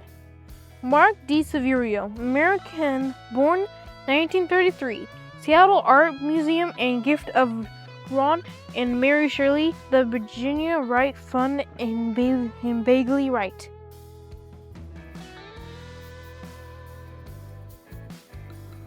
Schubert Sonata by Mark Di Suvero. This is Echo by Jaume Plensa. Height is about 45 foot tall. Weight is about 13,118 pounds. The face is modeled after a young 9-year-old girl, known to Plensa in Barcelona. He then altered, elongated, abstracted her features. Named Echo after the mountain nymph in Greek mythology who was punished by Hera, she could only repeat the last words spoken by another. The sculpture depicts the girl with eyes closed, in a meditative or listening state. Echo looks out over Puget Sound in the direction of Mount Olympus. The piece is intended as a place for reflection. In a noisy, information-rich world, Echo invites viewers to pause, listen, meditate internally. It plays on ideas of voice, silence, and the echo of thoughts, both mythic and human. This fountain is called Father and Son by French-American artist Louise Josephine Bourgeois. The fountain basin is 36 foot long by 26 foot wide. The figures are life-size. The father is about 6 foot 5 inches tall, and the son is 4 foot 9 inches tall. The piece shows a father and a young son, both nude, reaching toward each other but never quite fully in contact. They are alternately obscured by sheets of falling water. The water rises or falls on a timer so that one figure is hidden by a cascade of water, while the other is visible. Then they switch. A bronze bell rings on the hour, in conjunction with changing water flows. The timed water flows and bell evoke passage of time, moments of reveal and concealment, cycles of visibility and hiding. The nudity is not about eroticism, but emotional exposure. The water acts as a barrier, separating the two. When proposed and unveiled, the fountain drew attention and some controversy because it's one of the very few public sculptures in Seattle featuring realistic, life-size nude male figures. Welcome to Golden Gardens Park. Golden Gardens Park offers a mix of natural beauty, beach, trails, and amenities that make it a great spot for many kinds of visits. Golden Gardens was initially developed by Harry W. Treat in 1907 as an attraction, essentially a destination for people using the new electric trolley lines to attract real estate buyers. The northern portion, Meadow Point, used to be a shipyard until about 1913. The city of Seattle acquired the land over time. It became an official municipal park by the 1920s. The water. What's wrong with the water? Is it because it's dirty? Kind of looks dirty because when you see the waters flip, it's like green. The park is about 87 to 95 acres, open daily, roughly 4 a.m. to 11:30 p.m. An upper northern section of the park is designated off-leash for dogs. Dogs are not allowed on the beach or in children's play areas. That's the greenest water I've ever seen. Exactly. That is very green. Seaweed, ocean water. Looks polluted. It does. Looks like somebody ate a bunch of cabbage and they spit it out in the ocean. And when I mean a bunch, I mean a bunch. The park offers a variety of activities, including volleyball, with poles on the beach, picnicking with reservable shelters, Hold on, give me a second. a children's playground, and a half basketball court. The sheltered water of Shilshole Bay makes it popular for kayaking, canoeing, sailing, kite surfing, and sailboarding. There is also a boat launch area. The park has wetlands, dunes, and an extensive network of hiking trails on the steep forested slopes, some built by the WPA in the 1930s. It is also a good spot for birdwatching and seeing wildlife like sea lions and harbor seals. The park features a historic bathhouse which has been designated a Seattle landmark. Beach fires are allowed only in designated fire pits and must be extinguished by 10 p.m. during the summer season. So today we're going for dinner. We're going to go to this place that only has it in Seattle. It's kind of like In-N-Out, but it's like Seattle version. So we're gonna go try it. Dick's Drive-In Restaurants, Incorporated, or simply Dick's, is an American regional chain of fast food restaurants located in the Seattle metropolitan area. It was founded in Seattle's Wallingford neighborhood in 1954 by Dick Spady, H. Warren Gormley, and Dr. B.O.A. Thomas. As of 2025, Dick's has 10 locations, of which all but one are drive-ins.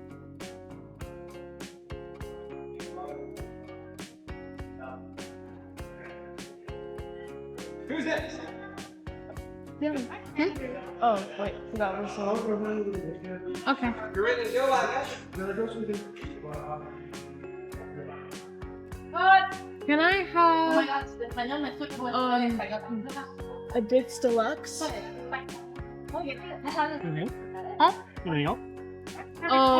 With French fries. Can I also have a deluxe? That's really bad on You want French fries? Yeah. It's usually this one. Anything else? This one does not like it. Hello. Maybe get an ice cream? Cookies and cream ice cream? Freezing green ice cream. Okay. Do you want a single scoop or a double scoop? Double scoop? Double scoop. Do you want a cup or a cone? Cup. Yep. Anything else? Thank you. And yeah. Remember, I said I was gonna get the ice cream. Did you get ice cream? I thought it'd be less than. Me too. Can I get Rocky Road ice cream? Sure. Single or double? Double. Okay. And a cup or a cup? Cup. Anything else? We all ordered the same thing. Yeah. Except for the ice part. Yeah. And Dad. Huh? Oh, I got Rocky Road ice cream. And I got a deluxe fries. Oh, one of them are yours.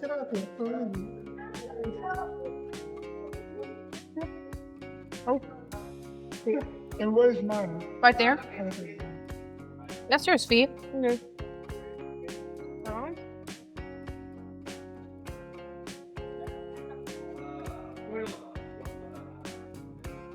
My deluxe are wrapped up.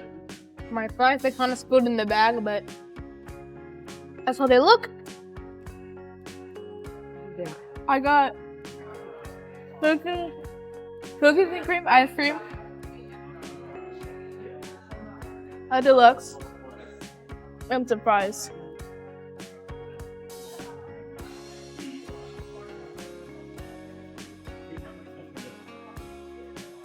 That's a giant piece of ice. I thought the cup would be smaller. On the morning of January 28, 1954, Dick's Drive-In first opened its windows to all customers eager to try the new walk-up instant service concept. Seattle residents were delighted. Dick's food was fresh, the service was speedy, and the bill was affordable. 70 years later, we thank you for choosing Dick's as your favorite burger, fry, and shake. And we look forward to serving you for the next 70.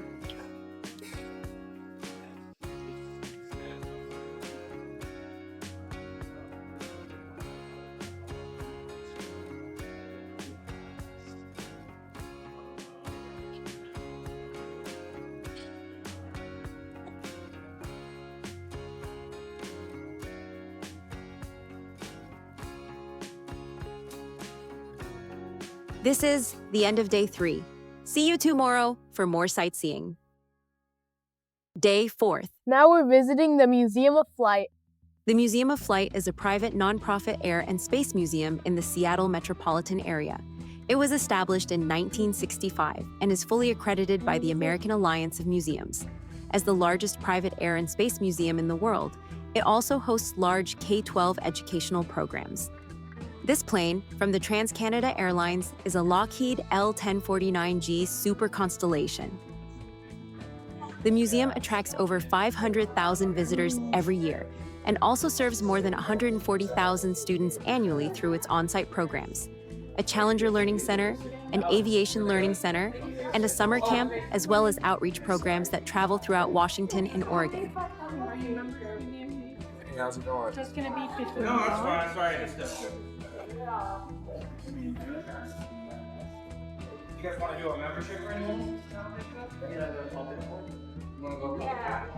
Three? There's 3 wristbands for you guys. You're all set. So put it on.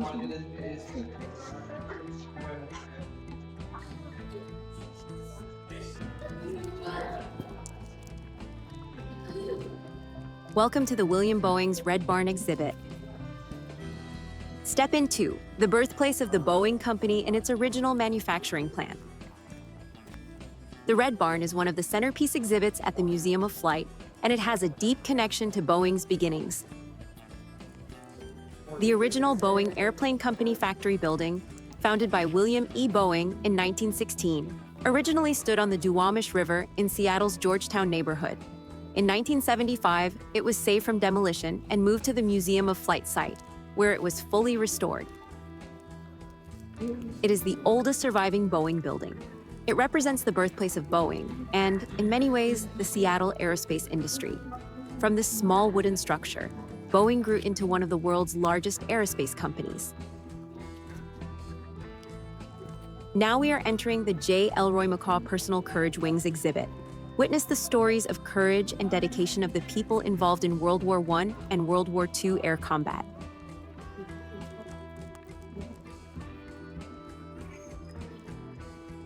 J. Elroy McCaw was a Seattle businessman, philanthropist, and father of the McCaw family, known for their contributions in telecommunications and for supporting the museum.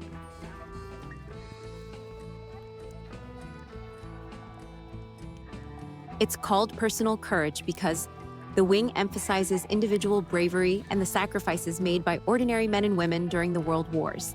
Not just famous aces, but also ground crews, support staff, and civilians affected by aerial warfare.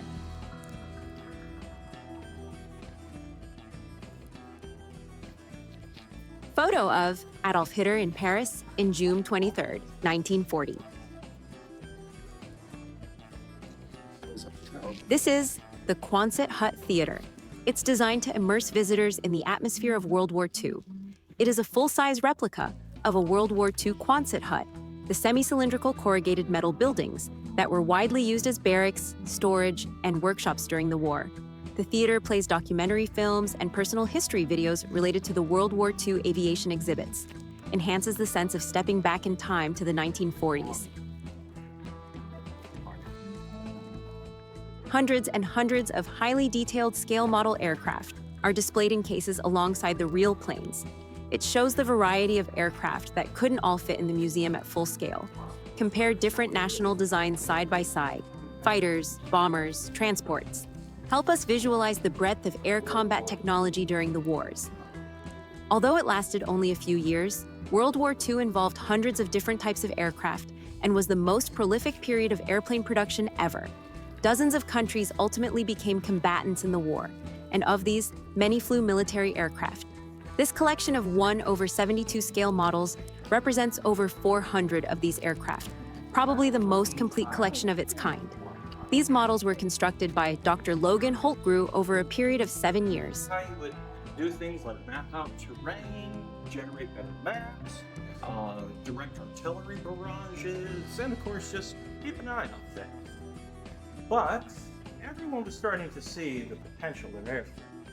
One guy was Count Gianni Caproni. In 1913, he designed this airplane, built in 1914. He offered it to the Italian government. He says, you can use this to chase away aerial observers, eh? How many thousands of them would you like me to produce? And the Italian government's like, oh, what a marvelous design, Count Caproni. Belle, belle, grazie, grazie. But we don't want you to build these. We want you to build bombers instead.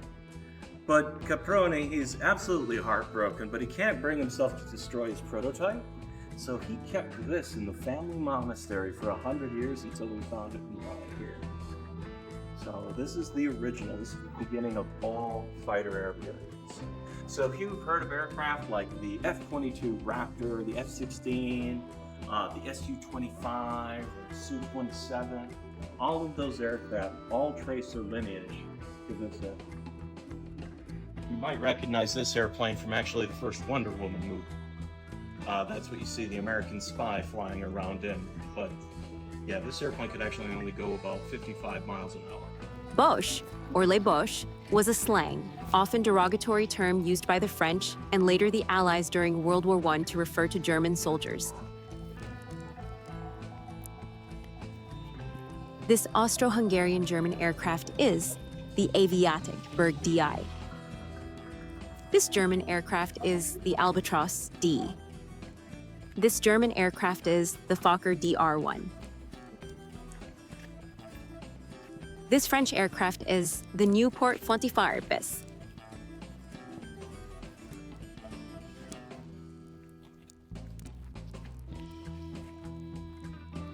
A fighter jet in a dogfight simulator.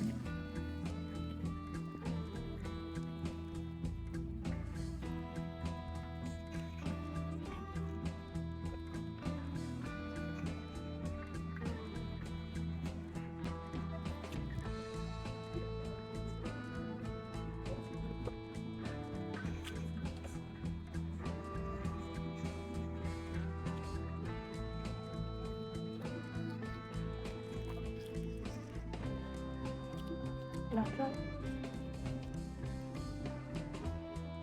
Which one do you want to do? And you click it.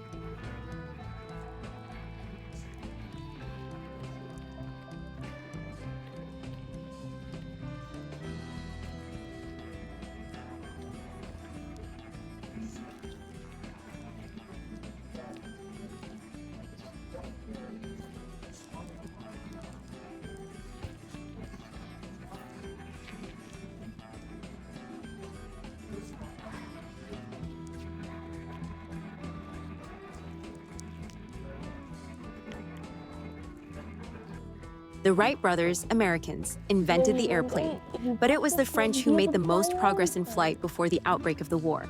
French flyers had crossed the English Channel, taken to the air at night, and held the absolute speed, altitude, and distance records.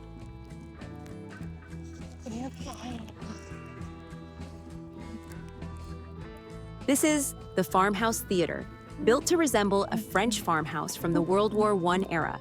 Immersive environment, rustic wood, stone-like textures, and period details so we feel as if we've stepped into 1917 France. The theater shows short films and multimedia presentations about World War I aviation. The Apollo exhibit. The rocket that reached the moon was Apollo 12. The race to the moon in the 1960s was one of humanity's greatest adventures. The scientific and technological achievements that made Project Apollo possible have inspired generations of explorers and forever changed the world. The Apollo exhibit is theme, the space race and the Apollo missions, how the US and USSR competed to get humans to the moon, and the artifacts, people, and technology that made it possible. The state of Washington goes to space. The Bill Lear and Moya Olson Lear Gallery showcases their innovations, inventions, and influence on aviation, especially in business aviation. The Learjet 23 of 1964, which was one of Bill Lear's famous business jets. The Lear Fan 2100, which was a novel aircraft design, a pusher prop jet, using composite materials. The Apollo 11 mission, which is, or will be, one of the major exhibitions in the gallery, exploring the Apollo 11 lunar landing. The Lear Collection Archives, which includes a huge number of documents, photographs, drawings, prototypes, etc., from both Bill Lear's and Moya Lear's work. These cover early aircraft radios, navigation gear, aircraft design, and later business jets. Christopher Columbus Craft Jr. was instrumental in defining and leading NASA's Mission Control Center, essentially creating the role of flight director, its operating procedures, culture, and organization. He had leadership during Apollo, overseeing and directing during many critical missions. Later in his career, he became director of the Johnson Space Center, which put him in charge of broader operations beyond just mission control. The Apollo program, also known as Project Apollo, was the United States human spaceflight program carried out by NASA from 1961 to 1972. It was conceived as a follow-up to the Mercury and Gemini programs, and its ultimate goal was to land a human on the moon and return them safely to Earth. This ambitious objective was set by President John F. Kennedy in a 1961 address to Congress. The Apollo program consisted of a total of 11 crewed spaceflights. The first several flights were test missions to prove the technology before attempting a lunar landing. The program had a major setback with the Apollo 1 fire in 1967, which tragically killed the three-man crew during a launch rehearsal. After extensive re-engineering and safety improvements, the program resumed with a series of successful missions. Apollo 7, 1968, the first crewed Apollo mission, which tested the command and service modules in Earth orbit. Apollo 8, 1968, the first crewed mission to leave Earth's orbit and travel to the moon, orbiting it 10 times before returning safely. This was a critical step and a major morale boost for the U.S. Apollo 9 and 10, 1969. These missions served as dress rehearsals for the lunar landing. testing the lunar module in Earth and lunar orbit respectively. 6 of the Apollo missions successfully landed humans on the moon, with a total of 12 astronauts walking on the lunar surface. Apollo 11, July 1969, the most famous mission, which achieved the program's primary goal. Commander Neil Armstrong and lunar module pilot Buzz Aldrin landed in the Sea of Tranquility, while Michael Collins orbited in the command module. Armstrong became the first person to step on the moon, famously stating, "That's one small step for a man, one giant leap for mankind." Apollo 12, November 1969, the second landing, which demonstrated a pinpoint landing capability. And then Apollo 13, 14, 15, 16, and 17. Apollo 17 was the final mission to the moon, with astronaut and geologist Harrison Schmitt being the only scientist to walk on the lunar surface. This is the Wright 1903 flyer. The brothers Wilbur and Orville Wright achieved humanity's first controlled, heavier-than-air flight over the beaches of Kill Devil Hills, North Carolina, on December 17, 1903. This aircraft is the Bell UH-1H Iroquois, Huey, a multi-purpose utility helicopter famous for its widespread use during the Vietnam War. This aircraft is the Lockheed M21 Blackbird, the world's fastest airplane. The Blackbird family of aircraft cruised at speeds of more than Mach 3 and flew over 85,000 feet in altitude. Conceived in the 1950s, Blackbirds remain the fastest and highest-flying air-breathing production aircraft ever built. The Blackbird, as it was unofficially called, looked and performed far ahead of its time. The CIA operated the A-12 on clandestine missions through 1968. This aircraft is the DG Flugzeugbau Perlen Glider. This is the Taylor Aerocar 3, Aerocar International's Aerocar. This aircraft is the McDonnell Douglas F-4C Phantom II fighter jet. This aircraft is the Sikorsky Seaguard helicopter. HH-52A served as a dependable search and rescue aircraft for the U.S. Coast Guard.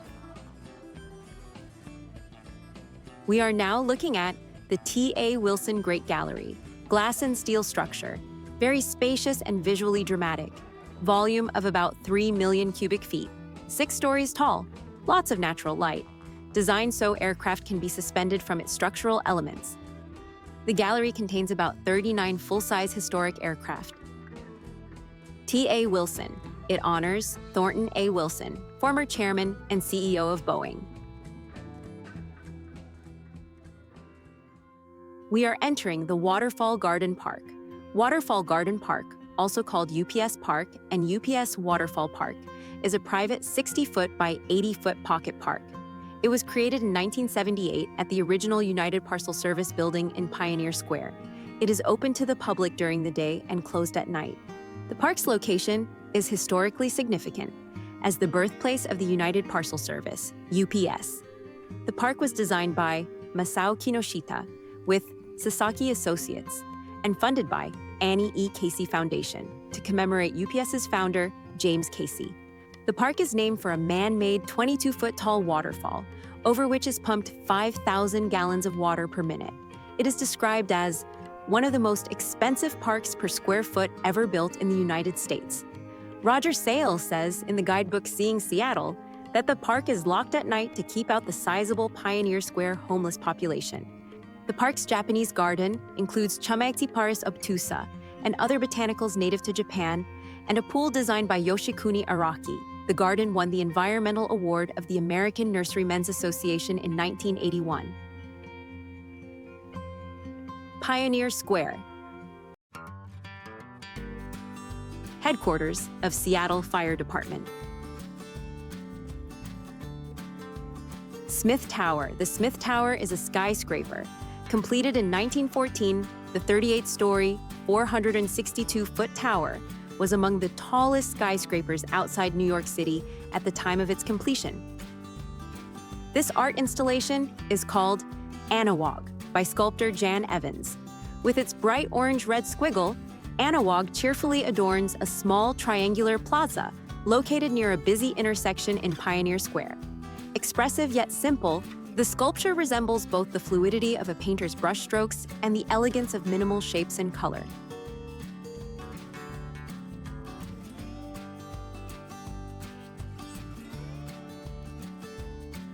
The Seattle Totem Pole.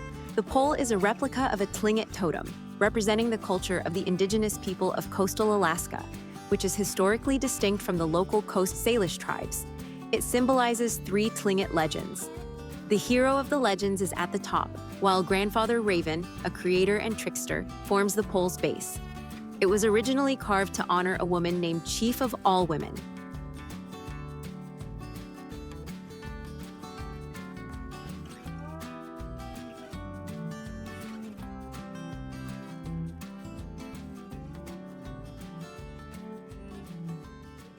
Fallen Firefighters Memorial.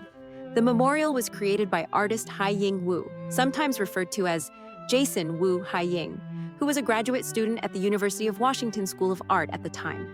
This dramatic bronze monument features 4 life-size firefighters.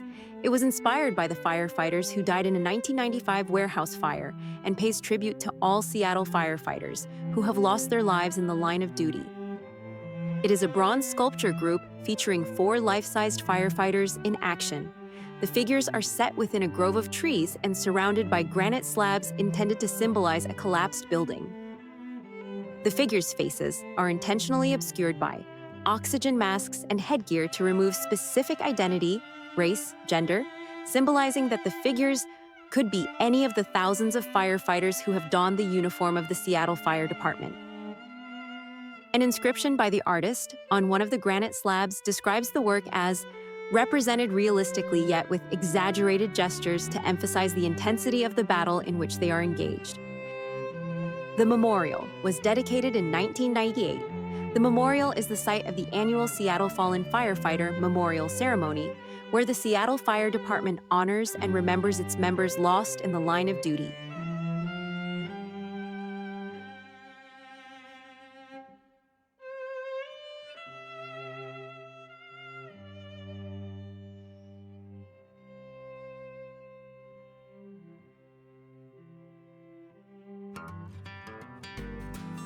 Giant chess set on a board painted or marked on the ground, which is a popular attraction for both tourists and locals.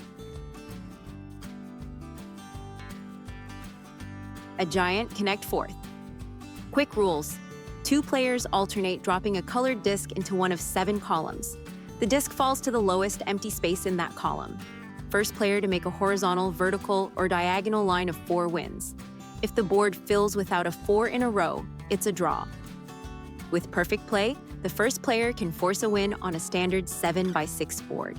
But at casual skill levels, games are decided by who spots forks and who misses defensive blocks. The middle column, column 4 on a 7-column board, is the most powerful. Play there early. It gives the most opportunities for 4 in a row: vertical, horizontal, diagonal.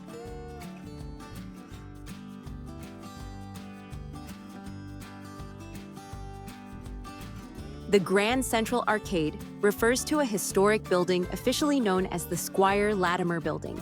Built in 1890 as part of the post-Seattle fire building boom. The Great Seattle Fire was in 1889. The building once housed the Grand Central Hotel from 1897 to 1933 and has since been repurposed or redeveloped.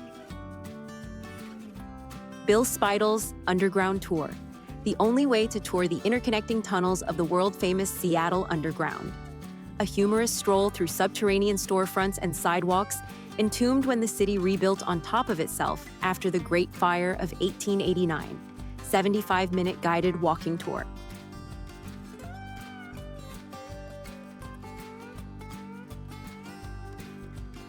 Pioneer Building. The Pioneer Building is a 6 stories, about 94 foot tall. During the Klondike Gold Rush, late 1890s, many mining companies had offices here. The building served as a kind of financial or business hub for that era. This is the Iron Pergola. The Iron Pergola is a famous ornate cast iron and glass structure at the intersection of First Avenue and Yesler Way. It is a designated National Historic Landmark. The pergola was constructed in 1909. Designed by architect Julian Everett, It was built as a shelter for passengers waiting for the Yesler and James Street Cable Car Company. The structure is an exquisite example of Victorian-style architecture, featuring ornamental cast-iron Corinthian columns, wrought iron decorations, and a glass roof. It was considered the most lavish cable car waiting shelter west of the Mississippi River. Seattle Harbor Department, it is. The organization that oversees Seattle's harbor and related operations is now known as the Port of Seattle. Horse statue at the Duncan Building facade. The National Park Service, NPS, operates the Klondike Gold Rush National Historical Park, which commemorates the 1897-1898 gold rush to the Klondike region of Canada's Yukon Territory. The park is unique because it is composed of 4 separate units located in 2 different states, all integral to the gold rush story.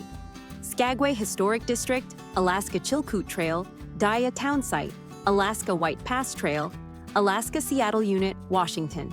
Located in the Pioneer Square National Historic District, this unit tells the story of Seattle's crucial role as the main outfitting and staging area for the Gold Rush Stampeders. Now we are visiting the Seattle Public Library.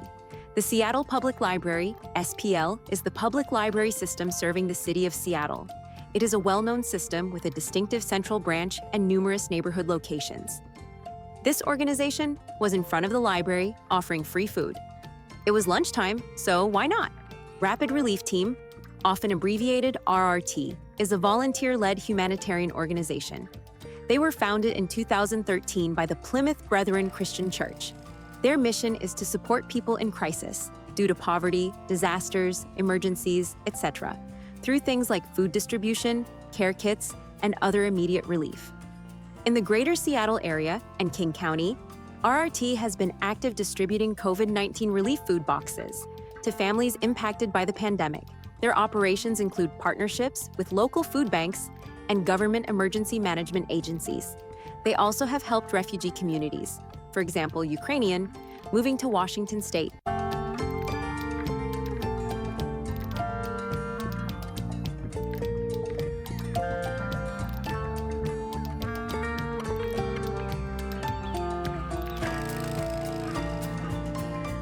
Let's go explore the library. The Seattle Public Library was designed by Rem Koolhaas and opened on May 23, 2004.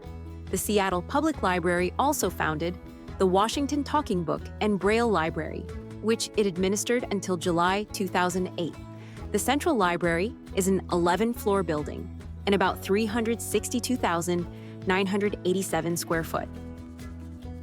One of its distinctive internal features is the book Spiral, a continuous ramp that houses the entire nonfiction collection. The building also includes a 275-seat auditorium, open reading and meeting spaces, a children's center, and a large computer lab. There is underground parking for about 143 vehicles. The collection capacity is often cited as being able to hold around 1.5 million books or other media items. When it opened, over 25,000 people queued up on the first day to visit the new building. In its first year of operation, the library drew over 2 million visitors. The Seattle Public Library system includes 27 branches throughout the city. The library offers a broad array of services, lending of books, music, movies, digital content, public computers and internet access, events, classes, author visits, and specialized services such as the Washington Talking Book and Braille Library, which SPL used to administer. The SPL also participates in programs like Museum Passes, offering passes to local museums to library patrons. The organization is supported in part by the Friends of the Seattle Public Library, which helps fund programs and activities. The Seattle Public Library Foundation also works to support the library's mission through fundraising and advocacy. SPL runs programs and services for teens more broadly: homework help, events and classes, reading recommendations, etc. The Teen Center is located on Level 3 of the Central Library. In SPL's namespaces and collections listing, it is called the Starbucks Teen Center on Level 3. The Central Library houses centers for children, teens, and adult readers as part of its design and layout. The day of our visit, we had a chance to participate to multiple teens event at the library and end up winning a lot of prizes. The Teen Center is intended to be a space for youth to study, do homework, or just hang out.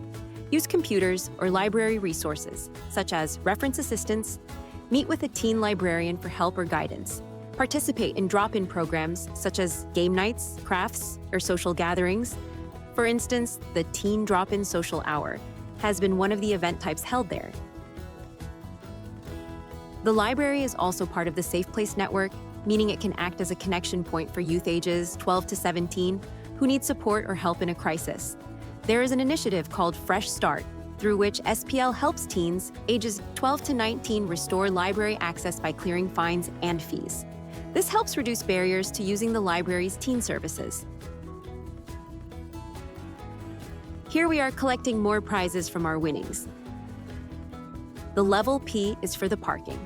Level 1 is for the auditorium, Children's Center. Level 3 is for the adult fiction, DVE's Teen Center. Level 4 is for the meetings rooms and red floor. Level 5 is for the computers, copy, fax, printer, scan. Level 6 is for the government publications, magazines, and newspapers. Level 7 is for the Business, Science, Technology, and Job Resource Center. Level 8 is for the Arts and Music Gallery. Level 9 is for the Genealogy, History, Travel, and Maps. Level 10 is for the Highest Viewpoint, Reading Room, Seattle Culture, and History. A bird's eye view from the highest viewpoint.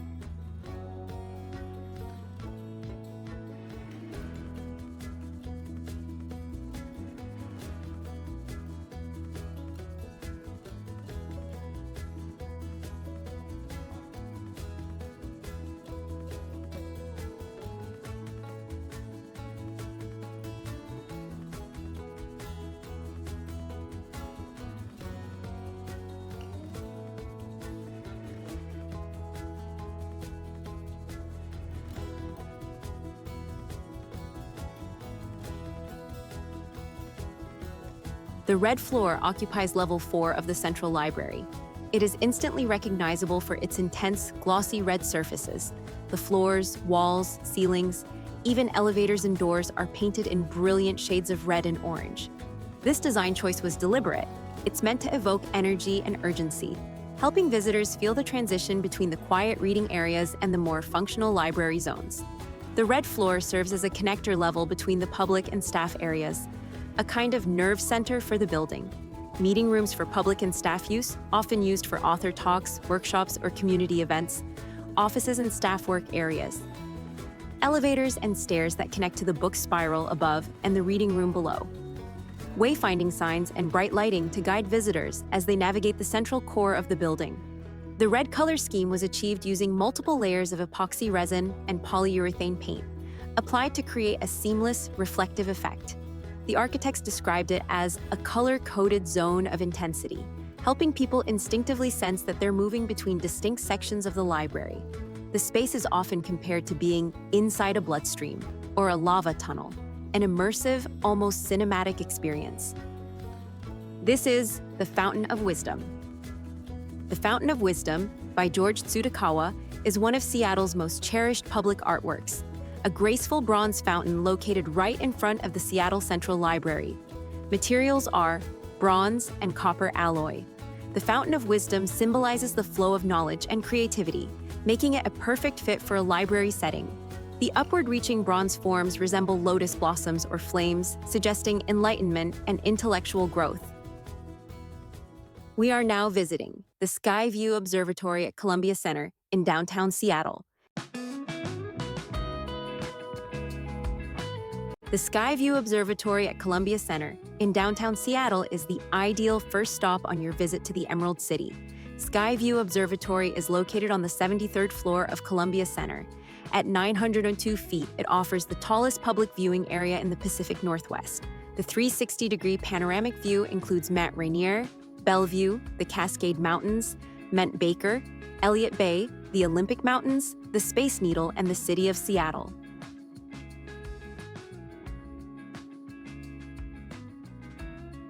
The Columbia Center, developed by Martin Seelig and designed by Chester Lindsay Architects, began construction in 1982 and was completed in 1985. At the time of its completion, it was the tallest structure on the West Coast. The building's design features 3 connected triangular shapes, giving it a distinctive silhouette. Guests ascend 73 floors in 70 seconds in an immersive elevator ride that whisks them to the observatory. Clad in smoke-tempered glass and carnelian granite, the structure boasts 8,800 windows, 2,100 hydronic heat pumps, 48 elevators, and 6 escalators. We are excited to take you up to the 73rd floor. Thank you!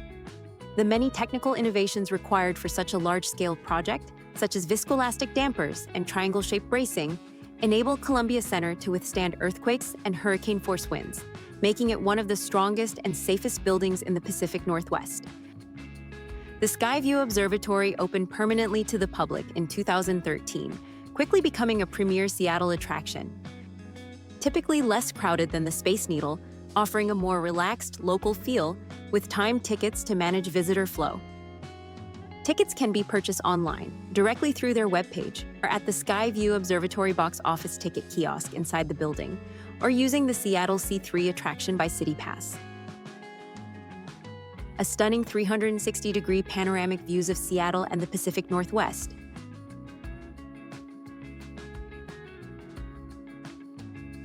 This is the Interstate 5, or I-5. It is an interstate highway on the West Coast that serves as the region's primary north-south route. It spans 277 miles across the state of Washington, from the Oregon state border at Vancouver, through the Puget Sound region to the Canadian border at Blaine.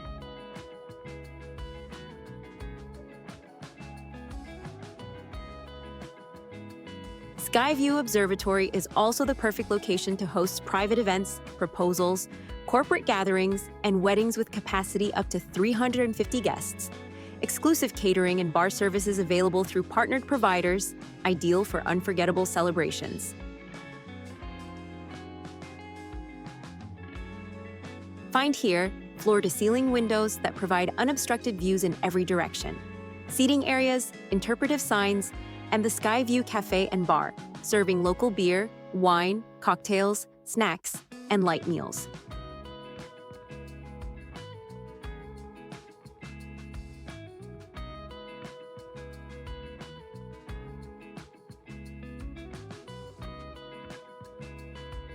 This building is the Seattle Municipal Tower. It is a government office. The Seattle Municipal Tower is a skyscraper with 722 feet. It is the 5th tallest building in the city and was completed in 1990.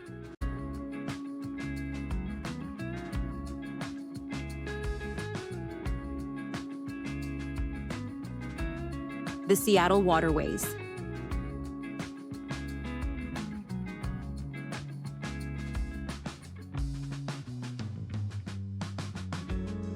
This is the Columbia Center model. In July 1982, construction began with first soldier pile for excavation support wall drilled. Originally designed to be 1,005 feet tall, the FAA shortened the building for flight paths into Seattle Airport. In April 1983, a full-scale mock-up window system being prepared for a dynamic water test. An airplane engine created hurricane force winds on windows to test water tightness of design. July 1983, first floor level, steelwork begins, Columbia Center rises into Seattle's skyline. August 1984, a 50 by 100 U.S. flag was hung to commemorate structural steel completion. January 12, 1985, Columbia Center completed. March 2, 1985, grand opening. The window frames required 650,000 pounds of aluminum total force of wind on structure equals approximately 15 million pounds. This is a wall of Seattle icons. The Columbia Center, completed in 1985, is 937 feet tall. The Space Needle, completed in 1962, is 605 feet tall. The Smith Tower, completed in 1914, is 462 feet tall. The Alaska Building, completed in 1904, is 203 feet tall. The Seattle Public Library, completed in 2004, is 185 feet tall. The Seattle Great Wheel, completed in 2012, is 175 feet tall.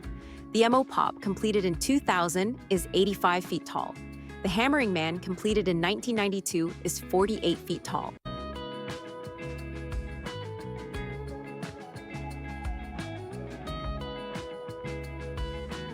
Grand in their own way, each of the sea's select icons contributed in making Seattle the dynamic city it is today. Mount Rainier, elevation 14,401 feet. The slopes and the ridges of Mount Rainier have been carved by 25 glaciers over millions of years. Mount Rainier is the highest mountain in the Cascade Range. It has the most heavily glacied peak in the lower 28 states. 26 major glaciers and 36 square miles of permanent snowflakes and glaciers. You can view the largest glacier in the continental U.S. from Mount Rainier National Park. There's a more clearer view out here.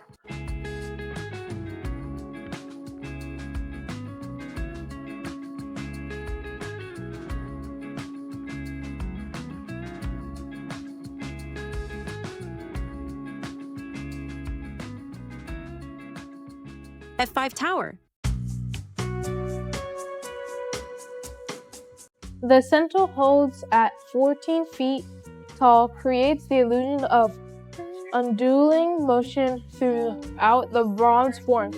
At a corner where the past and future reside side by side, unmoved by the chain that surrounds it, the sculpture offers a welcoming, empowering focal point, a symbol of unity seen from all angles. The center holds the dances motionless as the point is in a swiftly turning world. The F5 Tower is a 660-foot tall skyscraper. It consists of 44 floors and is the 6th tallest building in Seattle. The tower has 516,000 square feet of office space and 189-room luxury hotel. The Vault 901 Fifth Avenue is the 11th tallest building in Seattle and has 42 floors, formerly named the Union Bank of California building.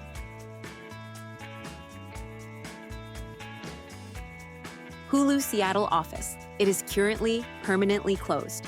Launched in 2008, Hulu is the leading premium streaming service offering live and on-demand TV and movies, with and without commercials, both in and outside the home. Seattle Police Cruiser.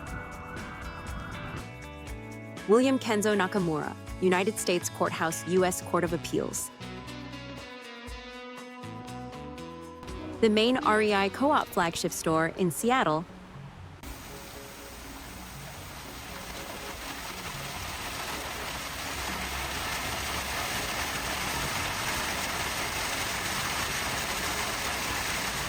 I didn't know where I was going until I got there.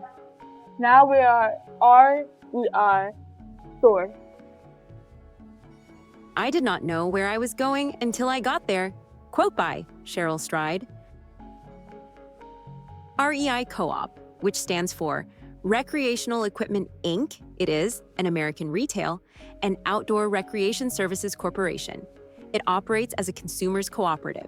They sell outdoor gear, clothing, and equipment for activities like camping, hiking, cycling, and more.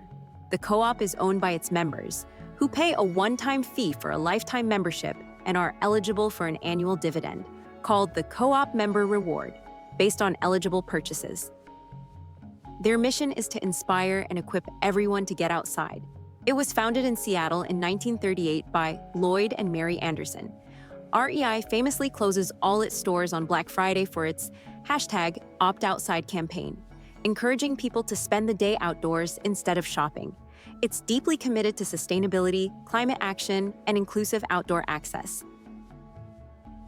Here you can find outdoor apparel and equipment such as REI Patagonia, The North Face, Arc'teryx, REI Co-op branded gear, tents, sleeping bags, backpacks, RTI adventures and outdoor school, classes and guided trips, bike and ski services, rentals, and repair shops. Regarding the co-op ownership, unlike most retailers, REI is a consumer cooperative, meaning customers can become members for a one-time fee, around $30. Members get annual dividends, 10% on eligible purchases, access to member-only sales and gear rentals, discounts on classes and experiences. REI operates 181 retail stores in 41 states. This REI climbing wall is called the Pinnacle. It is 65 feet tall. It's the third largest indoor rock climbing wall in the world. The structure is freestanding and is encased in glass in part, making it visible from outside.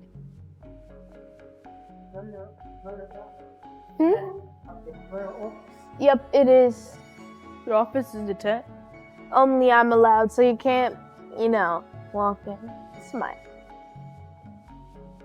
With the visual computer too? Now we're at Museum of History and Industry. The Museum of History and Industry, often called MoHI, is a prominent history museum located in Seattle. It is dedicated to preserving and presenting the rich history of Seattle and the greater Puget Sound region. Jeff Bezos Center for Innovation. Bezos Center for Innovation Gallery focuses on Seattle's role as a hub for invention and new ideas, highlighting the region's spirit of creativity and entrepreneurship. MoHI's collection includes nearly 4 million artifacts, photos, and archival materials. Seattle Fire Department bell. This 5,000-pound bell set a strong signal. It rung in Seattle's first professional fire department, headquarters at Columbia Street and 7th Avenue. The museum resides in the Naval Reserve Armory Building, a historic structure built in 1941 by the Works Progress Administration, WPA, with modern, Art Deco, architectural influences. Some major artifacts are the Boeing B-1 floatplane, Boeing's first commercial plane, suspended in the Grand Atrium, the iconic 12-foot-tall neon Rainier R sign from the Rainier Brewing Company, the Petticoat flag, a U.S. flag sewn by women during the 1856 Battle of Seattle. Clock from Carroll's Fine Jewelry.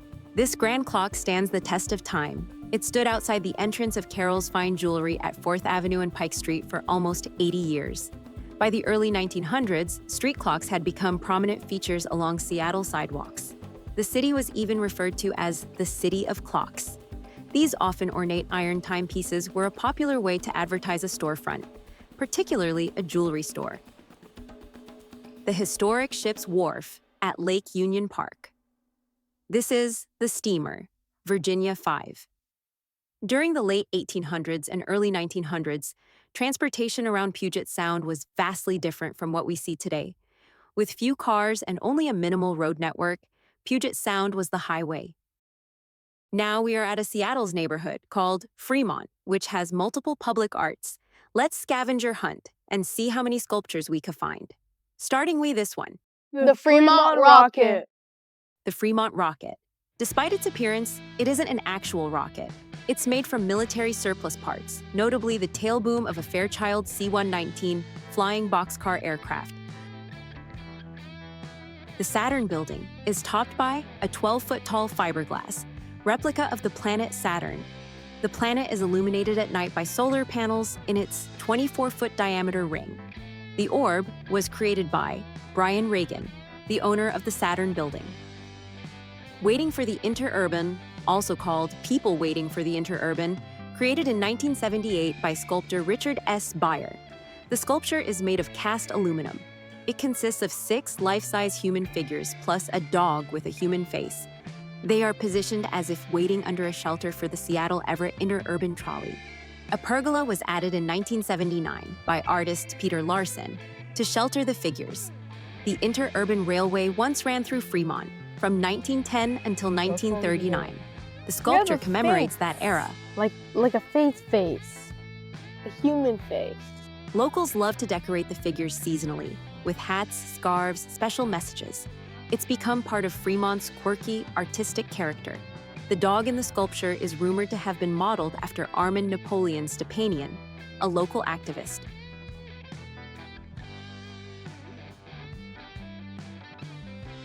This sculpture is called Within Reach by artist Troy Pillow. It doubles as both art and utility. It serves as a bike rack sculpture. It was created to commemorate Bike to Work Day. The sculpture has an LED-lit canopy, so at dusk it transforms visually and is meant to engage with its environment via lighting. Fish totem. This sculpture is called the Fish Totem by artist Mike Peck. It was installed in 2006.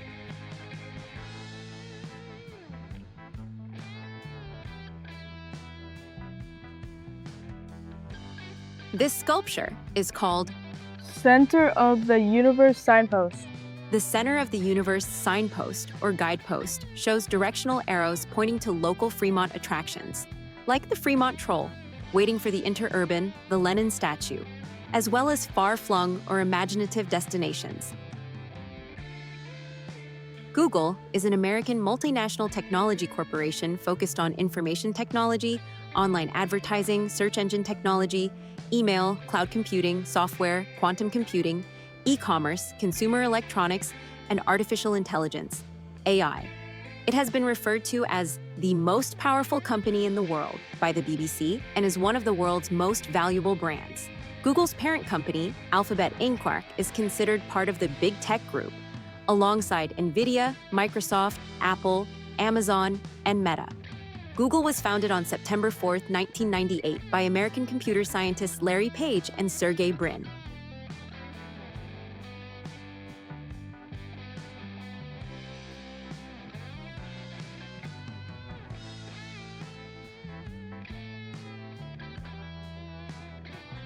This sculpture is called the Flying Bronze Sun by artist Judith and Daniel Caldwell. Installed in 1998, it is a golden terrazzo planter, a circular bench in the center that represents the sun, with the surrounding blue terrazzo representing the sky. The inlaid bronze castings represent the Earth at the solstices and equinoxes, along with various historical and contemporary solstice-related imagery. I also a doll with a cup. Oh, soul cup. Honoring a television clown beloved throughout the Pacific Northwest, the J.P. Patches and Gertrude statue stands as a testament to the bond between an adoring audience and a dedicated performer. The statue is officially called Late for the Interurban. It depicts J.P. Patches, a beloved Seattle TV clown played by Chris Weeds, and Gertrude, Bob Newman's character, in a humorous pose as if they're rushing or running. The statue was created by sculptor Kevin Patel and unveiled on August 17, 2008, time to mark the 50th anniversary of the J.P. Patches show. Oh, it is! The TV. Oh, yeah.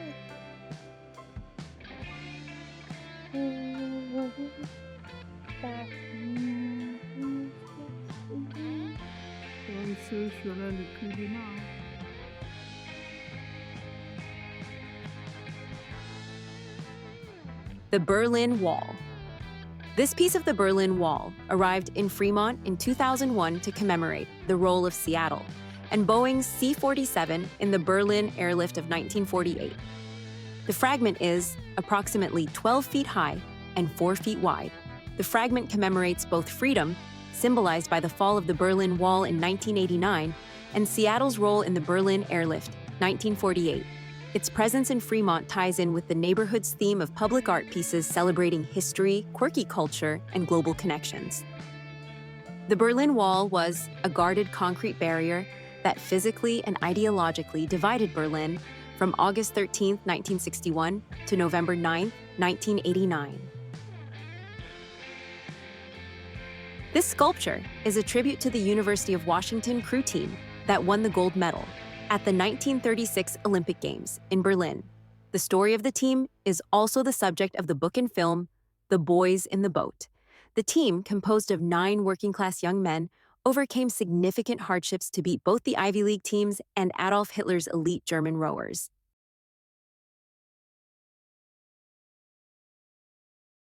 Hiram M. Shinton Locks, Lake Washington Ship Canal. U.S. Army Corps of Engineers. The Hiram M. Chittenden Locks, commonly known as the Ballard Locks, is a vital navigational and engineering complex. It is operated by the U.S. Army Corps of Engineers. The locks and the adjacent Lake Washington Ship Canal connect the saltwater of Puget Sound with the freshwater of Lake Union and Lake Washington. The locks are named for Brigadier General Hiram M. Chittenden, a U.S. Army Corps of Engineers district engineer who was the driving force and key proponent behind the project. They were formally opened on July 4, 1917. The core purpose of the locks is to raise and lower vessels, ranging from large commercial fishing fleets to small recreational boats, between the tidal level of the Puget Sound and the constant higher freshwater level of the lakes. They are known as the busiest lock system in the United States in terms of vessel traffic. The complex consists of 2 lock chambers, a larger one for commercial and large vessels, up to 760 feet long, and a smaller one for recreational and smaller craft. The design incorporates an innovative system to prevent the intrusion of corrosive saltwater from Puget Sound into the freshwater lakes, which is essential for maintaining the local freshwater ecosystem. A crucial component of the complex is the fish ladder, which allows migrating salmon and other anadromous fish to pass between the saltwater and freshwater on their way to their spawning grounds. A public viewing area allows visitors to observe the salmon during migration seasons. You see how the platform is lowering and down? You see? Yeah. The locks profoundly reshaped the geography and economy of Seattle, providing a deep water route into the city's inland harbors and contributing to its development as a major port city. The complex was added to the National Register of Historic Places in 1978. The large lock is 80 foot by 825 foot. The smaller lock is 30 foot by 150 foot. There is a spillway, 235 foot long, with 6 gates for controlling water flow and lake levels. When built, the lock's ship canal lowered the water levels of Lake Washington and Lake Union by about 9 feet, which greatly changed the area's layout and geography. The site includes the Carl S. English Jr. Botanical Garden, which has hundreds of plant species, both local and from around the world. There is a visitor center and museum with exhibits on the history and mechanics of the ship canal and locks, an auditorium with video presentations, a gift shop, paths, grassy slopes, viewing platforms, great for walking, watching boats lock through, seeing the fish ladder.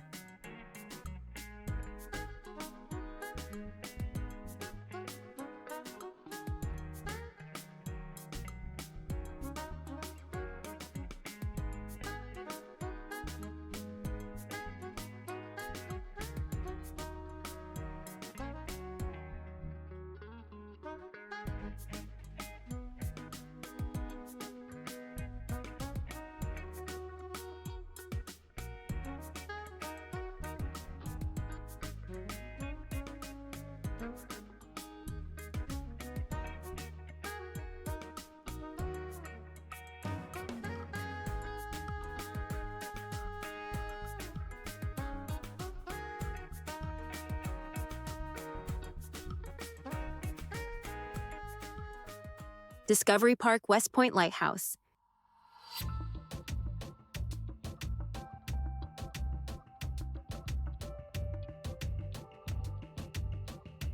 Now we're at West Point Lighthouse, which is in Discovery Park. The Discovery Park Lighthouse is more formally known as the West Point Light. It is a historic and active aid to navigation. It's a relatively small, squat square tower made of brick and stucco, painted white, rising about 23 feet high. It was originally fitted with a 4th-order Fresnel lens. Now it uses a modern rotating beacon, VRB25. Its characteristic remains alternating red and white flashes every 5 seconds. Mount Rainier? The tower itself is not generally open for tours. The lighthouse was established in 1881, making it the first manned light station on Puget Sound. The lighthouse was automated in 1985, making it the last manned light station in the state of Washington to be automated. The station, which includes the light tower and original keepers' houses, is listed on the National Register of Historic Places. In 2004, the property was transferred from the U.S. Coast Guard to the Seattle Parks to be part of Discovery Park. A major restoration, approximately $600,000, was done starting in 2009. Exterior work completed in 2010. Keepers' quarters restored by 2011. There is a Discovery Park and Lighthouse Loop Trail, about 4.4 miles connecting to the lighthouse. Dogs are not allowed on trails that lead to the beach or lighthouse.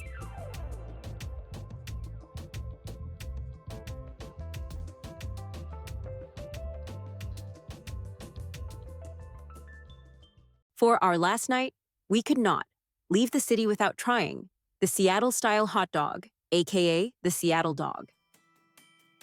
Hawk Dogs is a hot dog stand in Capitol Hill, Seattle, open very late, weekdays until about 2:30 a.m., weekends until about 4:30 a.m.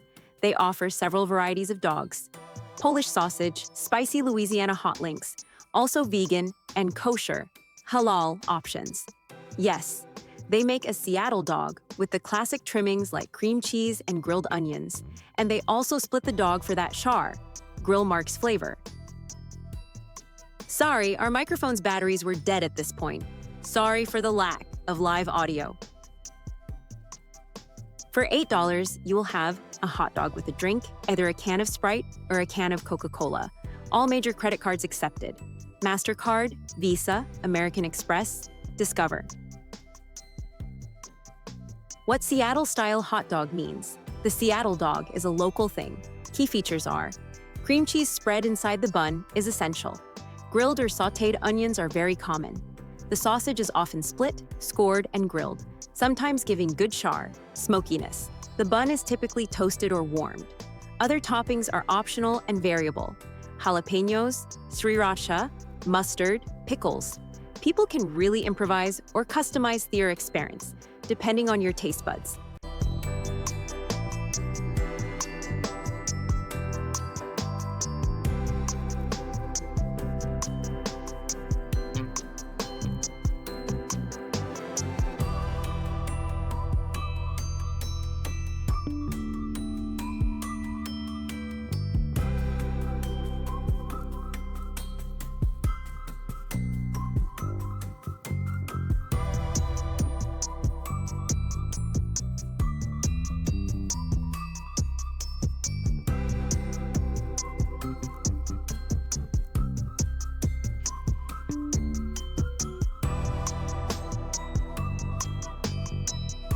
So, what makes Hawk Dogs stands out?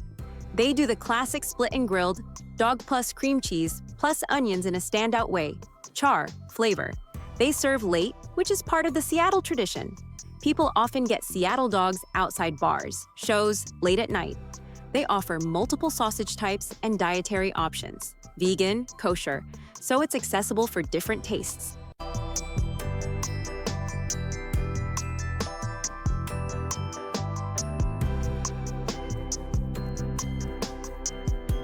For the taste, the cream cheese gives a warm, tangy, creamy base that balances the saltiness of the sausage. It melts slightly into the bun, coating each bite. The sausage is split and grilled, giving a smoky, crispy edge and juicy inside. That char really defines Seattle's version. The grilled onions add sweetness and depth, soaking up the meat's juices and cream cheese for a perfectly messy mix. The bun is slightly chewy but warm, holding the fillings together, barely. Jalapenos, mustard, or sriracha give it a spicy, tangy kick. Many locals love a drizzle of hot sauce or spicy mustard.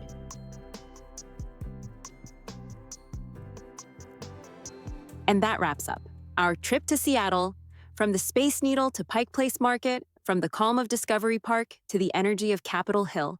This city truly has something for everyone.